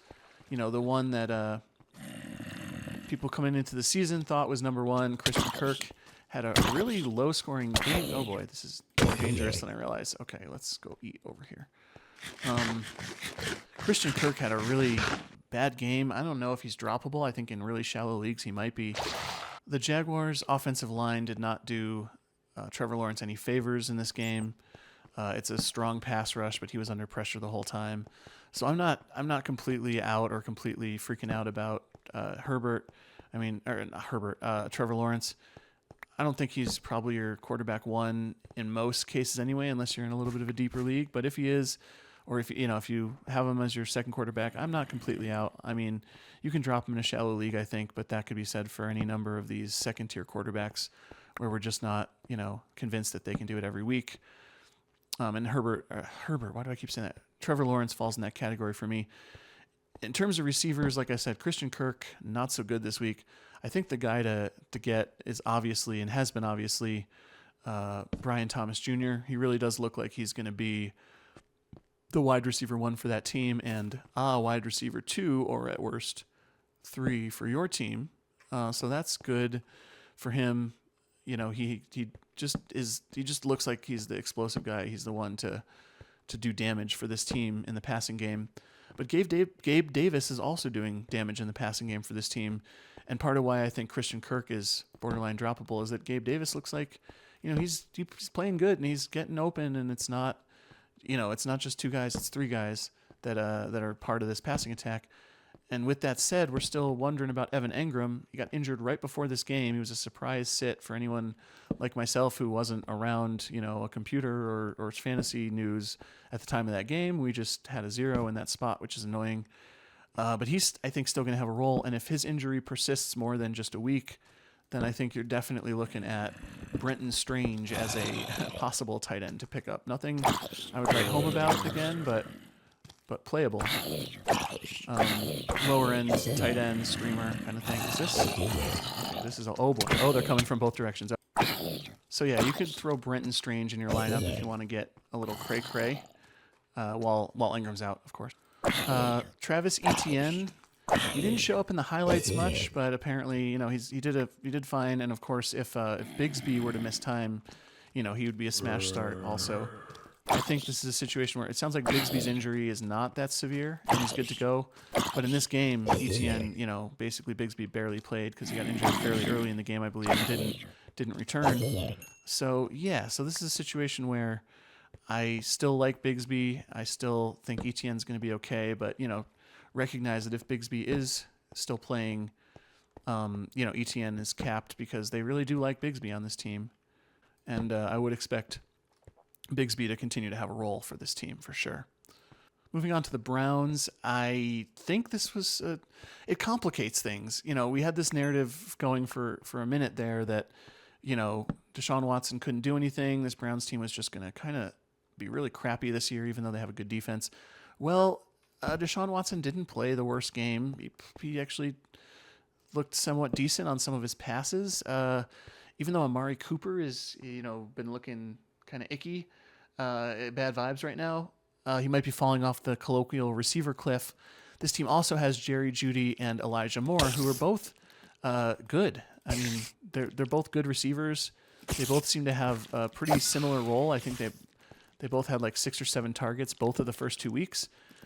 Jerry Jeudy's targets were maybe a little bit deeper, and Elijah Moore's used more around the line of scrimmage, but they both look decent, and it means that even if Amari Cooper is falling off the proverbial age cliff or whatever else, whatever other reasons are causing a decline in play for Amari Cooper, this team still can be an effective passing team with those other weapons.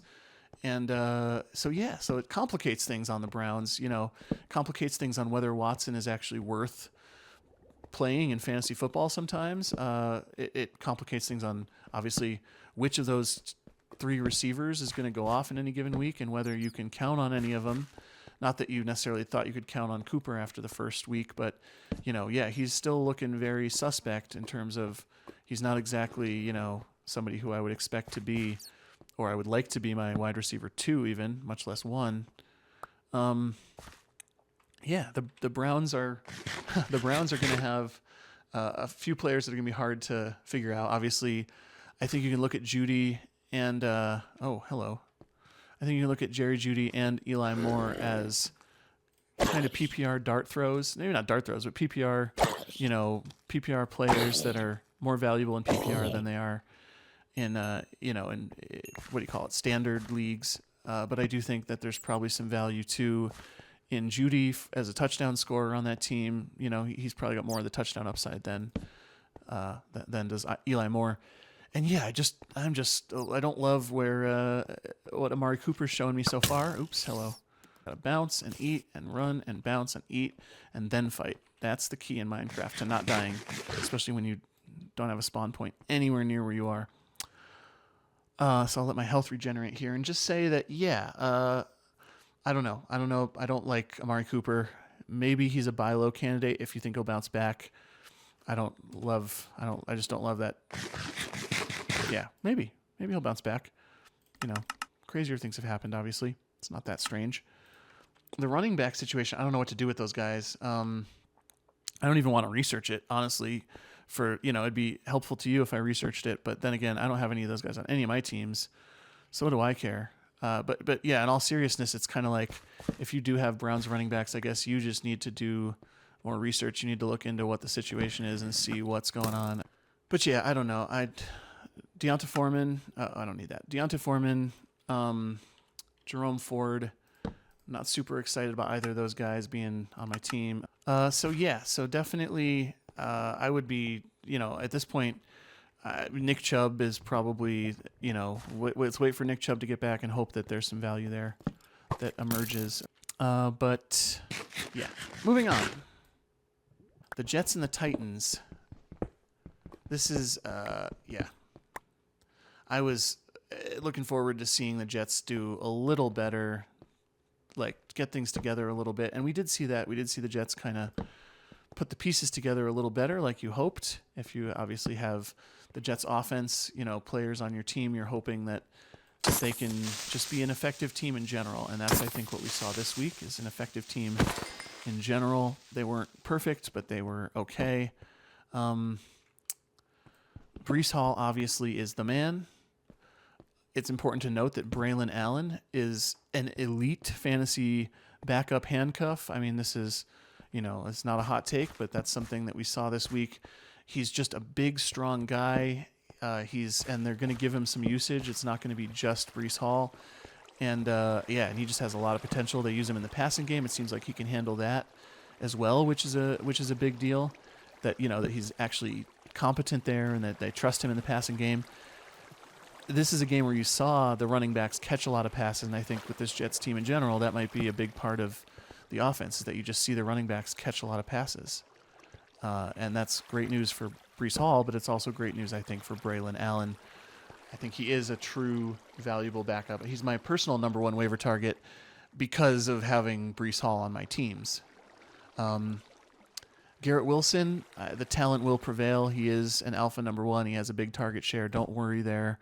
That said, it's going to, he's maybe not going to be getting a gazillion targets a game because they won't necessarily pass a gazillion times a game, but also because they might have other players who can catch passes on that team in Mike Williams and in Alan Lazard, and of course in the running backs where they don't need to be passing constantly. Oh, this is a perfect trap. Now you guys can't get me. How about that? How about them apples? How about them apples? He's not looking like he was the best, like late first round, early second round pick, Garrett Wilson at this point, but I think he's going to be fine. A wide receiver 2 at the very worst for your team, and I think he's okay as your wide receiver 1. And I was wrong about Lazard being. I wasn't like super high on him, but I said last week that I thought he might be worth a waiver pickup, and now I'm like, probably not. He probably is not going to get enough volume to be worth it in this offense, especially with Mike Williams kind of making his way back from an injury and getting stronger as the season goes on. So yeah, I would be out on those guys and other pass catchers, including Ty Conklin at this point. I haven't seen enough to be interested in that. Rodgers himself, I mean, is, a low-end fantasy quarterback, but you could start him in certain matchups. He might, he's throwing fine, and he might end up having a game where he throws for 4 touchdowns.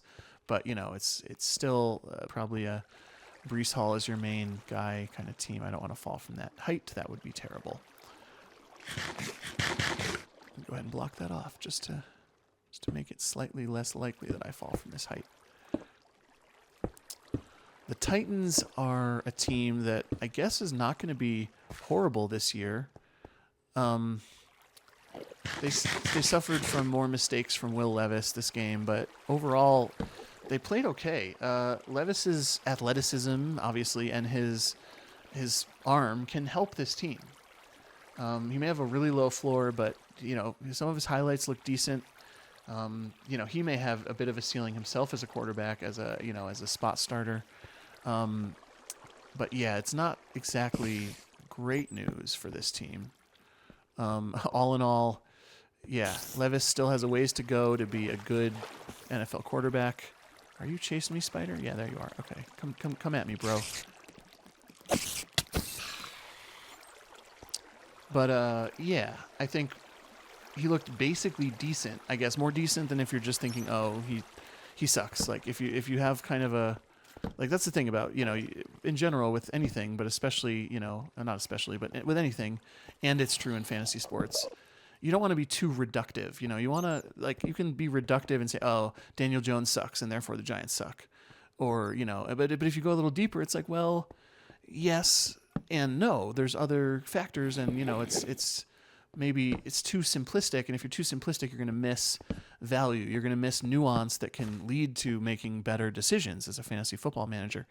And so I think I want to be nuanced about the Titans and say, I do think they have fantasy value, and I do think even the quarterback is a valuable fantasy asset, or, having his receivers has value. I think it's, obviously Ridley from this game looks very much like a wide receiver 1 on that team, and very much like someone who can be your wide receiver 1 if need be, or your wide receiver 2. He seems like he's just feeling it. He looked like he was fired up, out there when he was catching passes, at least in the highlights and stuff. And his athleticism and upside can help the team as a whole have upside, keeping drives alive and stuff. I think DeAndre Hopkins you can fade as a fantasy player, but he'll probably also help this team. The other receivers, I don't even know. I don't think any of them have fantasy relevance outside of Ridley. Pollard he didn't show up a ton in the highlights, but I absolutely understand the case for starting him weekly if what's-his-face is out, if Tyjae Spears is out, of course. But even if Spears isn't out, Pollard is still a rosterable player for me, although he's a much scarier start in those situations. But yeah, he's got the talent. He seems like he's the leader in this backfield. So that's the thing I wouldn't be at all worried about. Although, I still don't know that I want him as my running back too, especially with Spears, back. Moving yet onward, the Buccaneers played the Detroit Lions. This was another game where, we thought we have a Super Bowl contender in the Lions, which we may still have.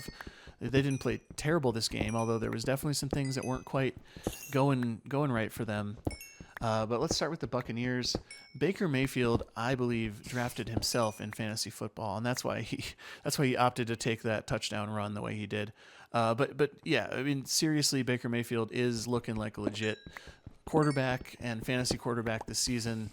It's just, yeah, I mean, he really will run, and I think that's always been part of his game, but it was just, a little overlooked in the last couple of years as he bounced around. And this past year, he had a good year for the Buccaneers, but, I don't think necessarily we came into this season thinking he was a fantasy starter. But he's looking like he might be, and this Buccaneers team is looking like it might be for real. It has a presumably for real defense that will keep them in games. So yeah, I'm definitely in on Mayfield. I'm obviously in on Godwin and Mike Evans. I think they both have lots of smash potential week to week and are just decent, solid options at the receiver position any and every week. So So that's something to be happy about if you got those guys on your team, I think. You're feeling pretty good about those draft picks at the wide receiver position. So, yeah, Godwin and Evans, good to go. Cade Otton, I think you oughtn't. That's my favorite, Cade Otton. I think you oughtn't. But, he may have a chance to do something this season. Other pass catchers there, I don't know about Jalen McMillan. He's their rookie. A lot of he's highly touted, but it just seems like it might be hard for him to get enough work to have fantasy value week to week. But yeah, I still think that there's some value there in general. So, what else? Who else to talk about here? Chase McLaughlin is the kicker for the Tampa Bay Buccaneers, and I think he's going to be a top 5 fantasy kicker this year, probably. If the last couple games are any indication, this is exactly the kind of team that you want to have a fantasy kicker for. Maybe not top 5, but probably top 10, and therefore absolutely worth starting. I mentioned before, I think you can do better than Justin Tucker. I don't know if McLaughlin qualifies, but I think he would be on my list of players I would look deeper at if I was, just trying to upgrade at kicker in general for whatever reason. And then, of course, the running back situation here is one where stock seems to be a little bit down for Rachaad White. He was injured, I think, in this game, but it was seemingly pretty mild, and it's not expected to keep him out of multiple games or anything like that. But Bucky Irving has a definite role there. It's not yet enough where it seems like Irving is, usurping Rachaad White from the game. Oh, fuck. Okay. Oh, I see you down there. I saw that. But yeah, I would be a little nervous about Rachaad White just based on Bucky Irving's presence on that team right now. And Bucky Irving is still, or is again, I guess, this week, a good waiver pickup. And if he's still on your waivers, that is, he's going to have a role on this team. It's not going anywhere. So, yeah, so keep that in mind. And, so that's it for the Buccaneers, I think. Right? Looking at my notes, that's it for the Buccaneers. The Lions, like I said, they seem to have made some miscues this game, but I think they're probably fine. I think the biggest player that you're scared about relative to where you drafted him is obviously Sam Laporta right now. His situation is not ideal for where you drafted him. He probably will still be a top 10 tight end, but he might be on the bottom half of that top 10, which is, not ideal for the first or second tight end off the board in your leagues. But I think he'll still have value. It's just a matter of each week which of these guys will have the value. And, you're going to have Amon-Ra St. Brown getting a bunch of targets, I think, most of the time, and I'm not worried about Amon-Ra. That guy does not see me, and this guy I don't want to see. Oh, wow, that was scary. Okay. You know what? Here comes the creeper, so that's bad. Run. Okay, please don't be mad at me.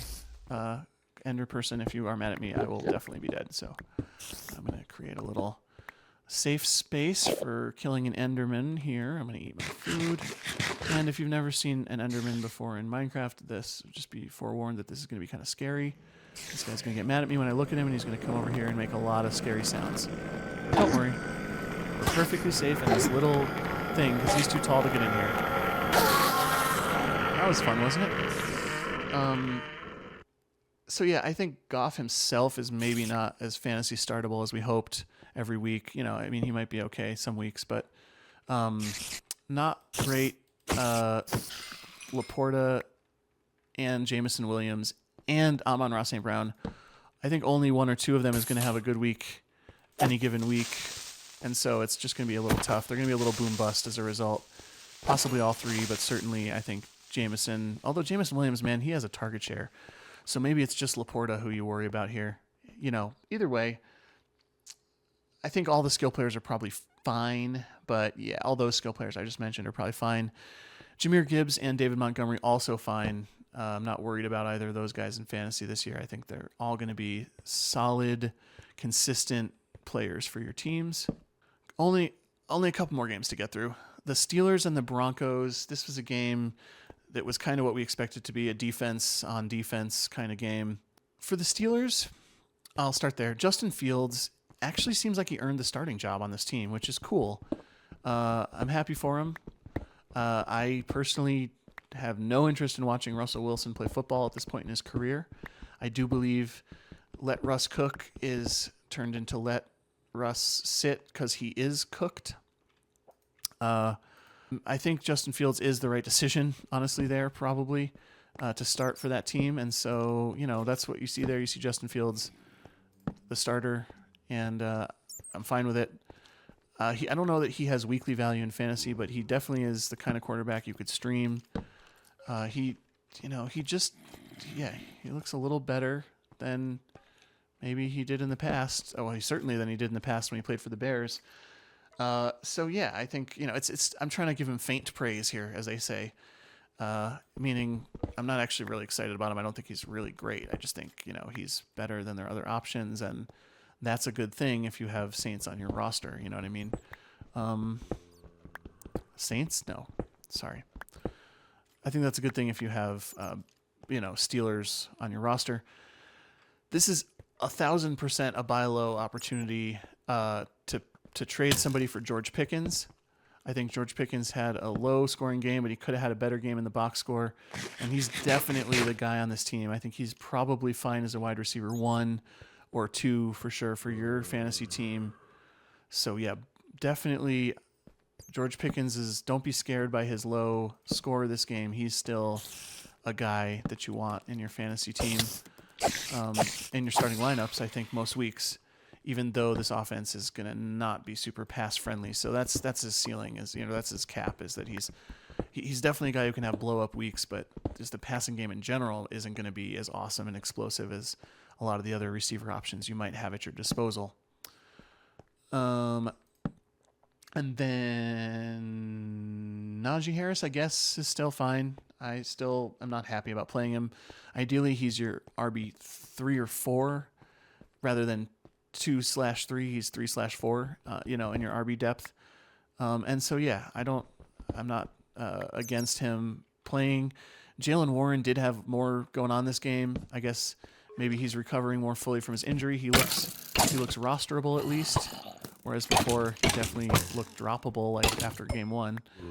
So he's, you can maybe even start him in matchups where they think they're going to have to throw a lot. I don't know. I still don't love it. I'm still not really a fan of that backfield at all. Cordero Patterson is apparently not going to take on a big role, at least not in the immediate term, now that Warren's fully functional for that team. I think that's where the value is probably, in Najee and Warren is probably where the action is. And then, I don't think anybody else on that team you really want. Freiermuth, I guess, is, has both tight ends, him and Darnell Washington, who got a touchdown this game. They both feel like they're just touchdown upside. And obviously Freiermuth is more involved and probably the one, if you're going to play for the upside, you probably want to play with a player who also is more likely to get a few more touches per game. And then the Broncos, yeah, they stink offensively, at least for now. They definitely stink. I think it's going to take a while before this Broncos team has value or offers value in fantasy. I think Javonte Williams is still a hold candidate. People who dropped him, I get it. There's a lot of value early weeks on the waivers, so I get it. I think he, as an RB4 though, and McLaughlin maybe less so, but you could maybe put him in a similar category of somebody who I think Javonte Williams has value as an RB4 on your team. He's probably a step down from Najee that I just talked about, but still rosterable, I think, and close in terms of in terms of the value for your team. I understand taking the upside on the waivers, taking the talent that could break out. So I'm not mad if you dropped him. And the same goes for Cortland Sutton. I think it might take him half a season to have any fantasy value, if that. So certainly don't want to hold on to players like that when you have better options out there. Bo Nix is it's going to take a while to put it together, I think. So yeah, he's not really throwing well, and they're not, as a team, able to take advantage of Sean Payton's offensive mind, to the extent that they would if they had a little more competence at the quarterback position. Last game of the week, the Monday nighter between the Falcons and the Eagles. This was another upset. We thought the Falcons after week 1 did not look like they belonged in the tier of like teams that could make a move in the NFC and could win their division, could be playoff contenders, etc., which was sort of that was the preseason narrative coming in for this team, I think. And this game looked a lot better. Kirk Cousins, I think I read something that he had said, like, or, you know, someone else had said that he felt 100% in the pocket, but not 100% in general, meaning like he felt 100% throwing from the pocket, but obviously his mobility and his overall, like, he didn't physically feel like he was, you know, at his best overall. And that's what it felt like this game, like, or at least the parts that I saw.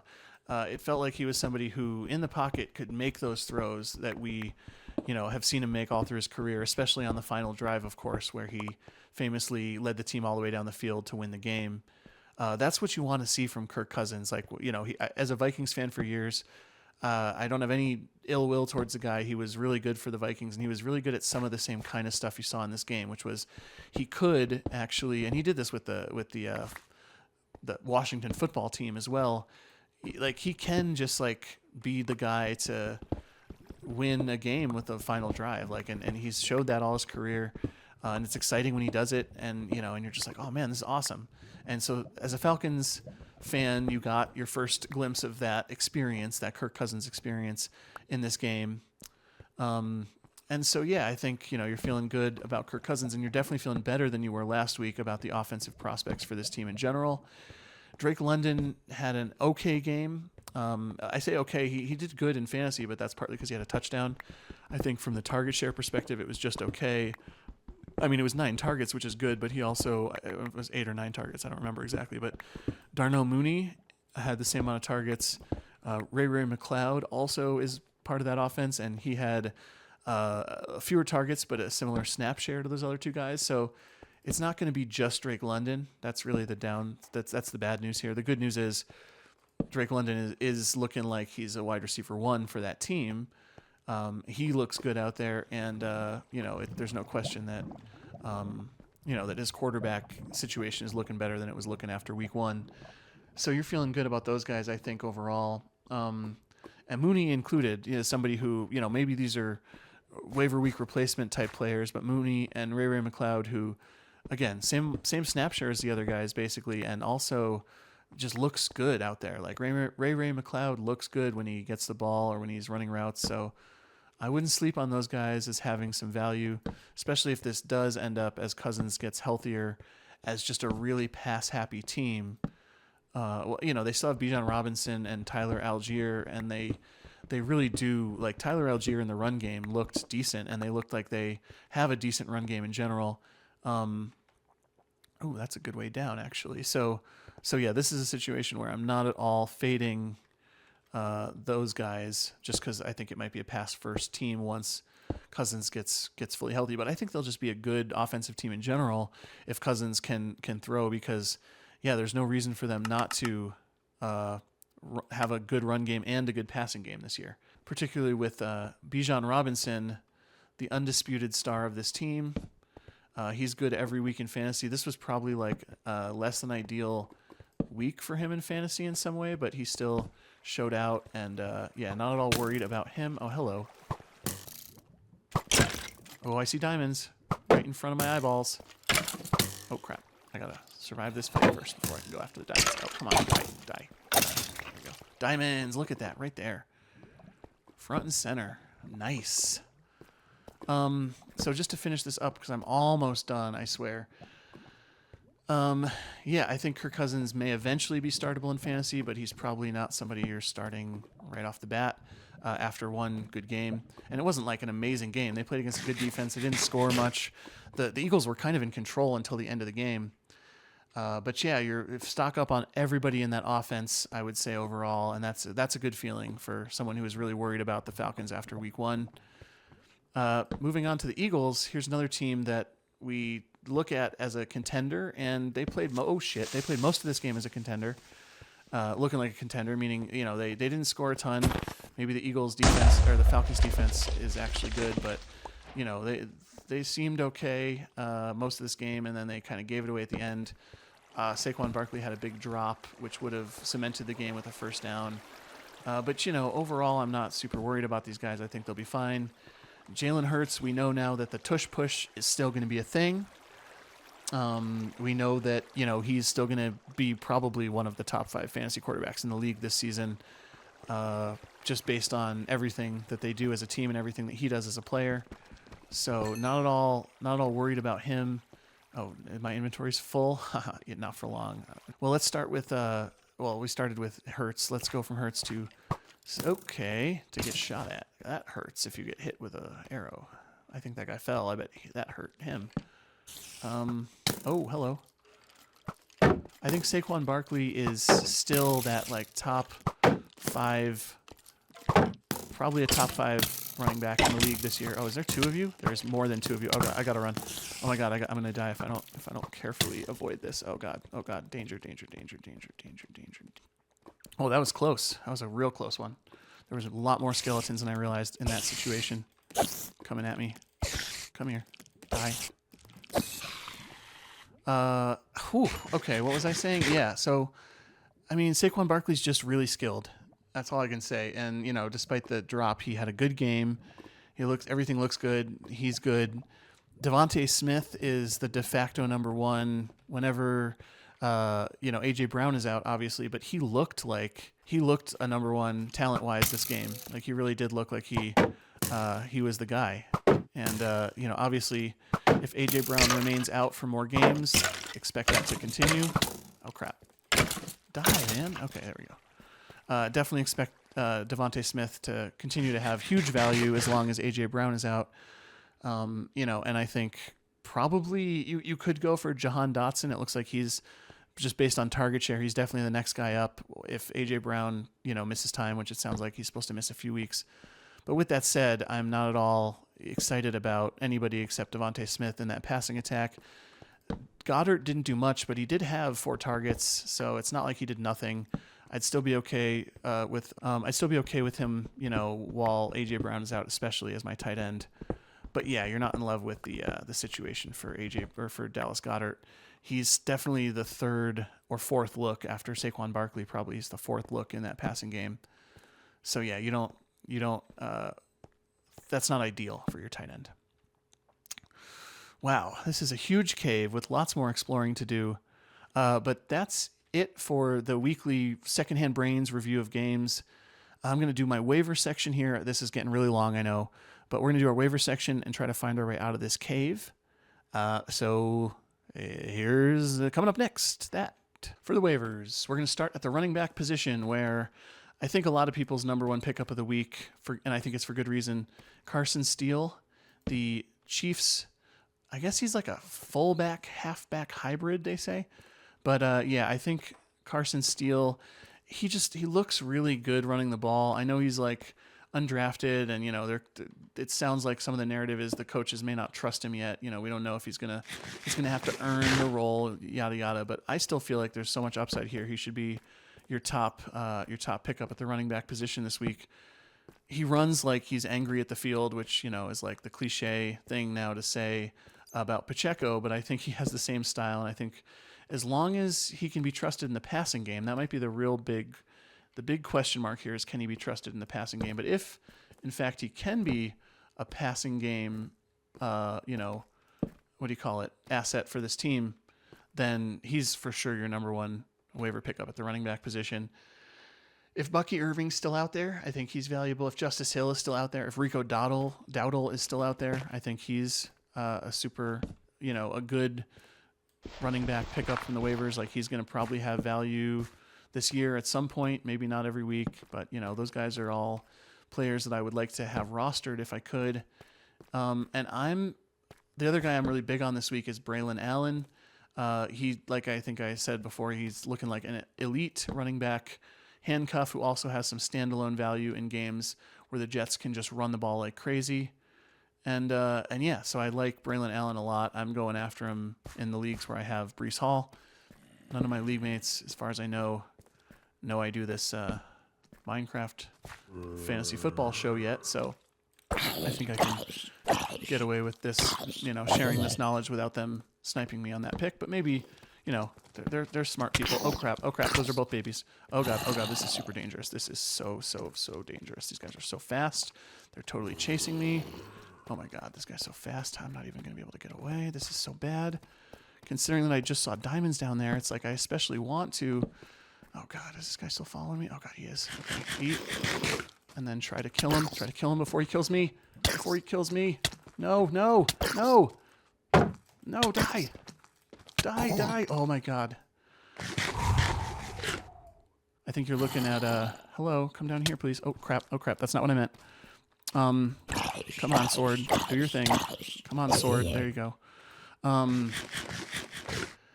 Ty Chandler is another one to look at. He's good. I mean, he looked really good. He popped in the game. Oh God, my sword's broken now too. Oh crap. Anybody else? Not really. I mean, if you want to go really deep, you could go for someone like Antonio Gibson. I don't think he's going to hold value, but I do think Carson Steele is the number one priority, and I think Braylon Allen is someone you should be prioritizing in general. I'm just going to get this diamond and get out of here. Moving on to the wide receiver. So I think for me, it's probably Demarcus Robinson, who I'd say number one, or Quentin Johnston. Quentin Johnston probably for season-long value is your best bet. It really does look like he's the long ball receiver, and maybe even just the wide receiver one on this team in general.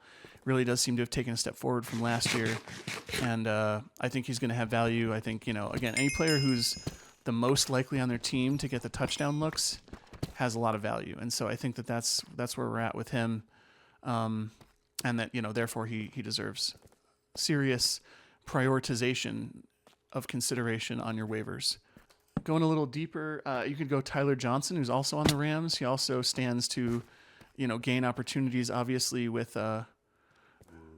Cooper Kupp now also injured.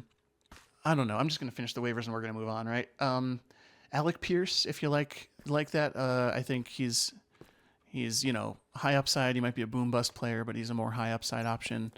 If you're on the waivers seeking upside at this point, you could look at Cooks or Tolbert on the Cowboys, and you could similarly look at McLeod or Mooney on the Falcons as players where there's two different players on that team that might have value, but you can look at either of both of those as a waiver pickup if you're really hurting at the wide receiver position. As far as tight end is concerned, I think people will probably say Hunter Henry is the number one pickup of the week. I don't hate that. I think if Parkinson's still out there, I think you could still go Parkinson. I really do like Mike Gesicki. I know that it might not be an every week thing. He might be very boom bust. He might give you zeros or 1 points weeks. But I think he has the upside over those other guys to be valuable. Although Hunter Henry, if he gets as many targets as he did this past game, that's definitely upside. That's definitely a player who you would describe as having upside just by virtue of the target volume. Oops. So yeah, those would be my choices for tight end. If you want to go a little deeper, Brenton Strange. Also, if you want to go a little shallower and not as deep as Brenton Strange, I just realized, but it was written differently on my little notes there. But Zach Ertz is 100% somebody that I would be happy to be picking up as just a spot start or a hold for kind of, long-term, season-long value that's not mind-blowing, upside, but value, kind of consistency and value in that sense. At the QB position, I think it's partly about who has been dropped and who is getting dropped. You got players like Trevor Lawrence, who might have been dropped. You got players like Derek Carr, who's still probably out there looking good. Deshaun Watson has a great week 3 matchup against the Giants. You might consider that. Mayfield might be available. Darnold may be in a shootout with the Texans this week. It might not be a great matchup, but it might be a good one as a shootout. You got Geno going against the Dolphins, a reduced power Dolphins team, presumably without Tua Tagovailoa. You've got Minshew going up against the Panthers, who are a very easy, fantasy defense to exploit. Where did I actually come from, though? I'm already so lost. I might just have to make my way back towards some torches that I saw before. But this is a little awkward, to say the least. And then you even have, if you want to go 1 or 2 more names further, you could play Jared Goff against the Cardinals in what could be a shootout. And you could even play Justin Fields against the Chargers if you want to, although that would be probably my last choice out of the names I just named. Oh, hey, you know what? I'll take a new bucket of lava. Thank you. At the kicker position, Chase McLaughlin feels to me like the right pick if I had to pick a kicker. There's probably still Boswell and guys like that out there. Zerline for Thursday night, perhaps, against the Patriots. That could be a good kicker game script. We don't know. But, that's something to look into. But, yeah, Boswell, man, I mean, there's lots of good kicking so far this year. Cameron Dicker might still be on your waivers. There's kickers for everybody this year, I think. At defense, there's a bunch of good defensive starts this week.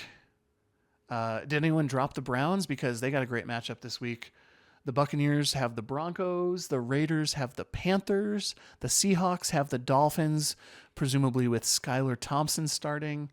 And the Chargers play the Steelers. Both of those, all those teams I just named, at least, as starts, the Steelers themselves and the Chargers themselves, as well as the Seahawks, the Raiders, and the Buccaneers, all seem to have decent to good defenses as well as good matchups this week. So any of those, I'd be happy streaming if I'm streaming.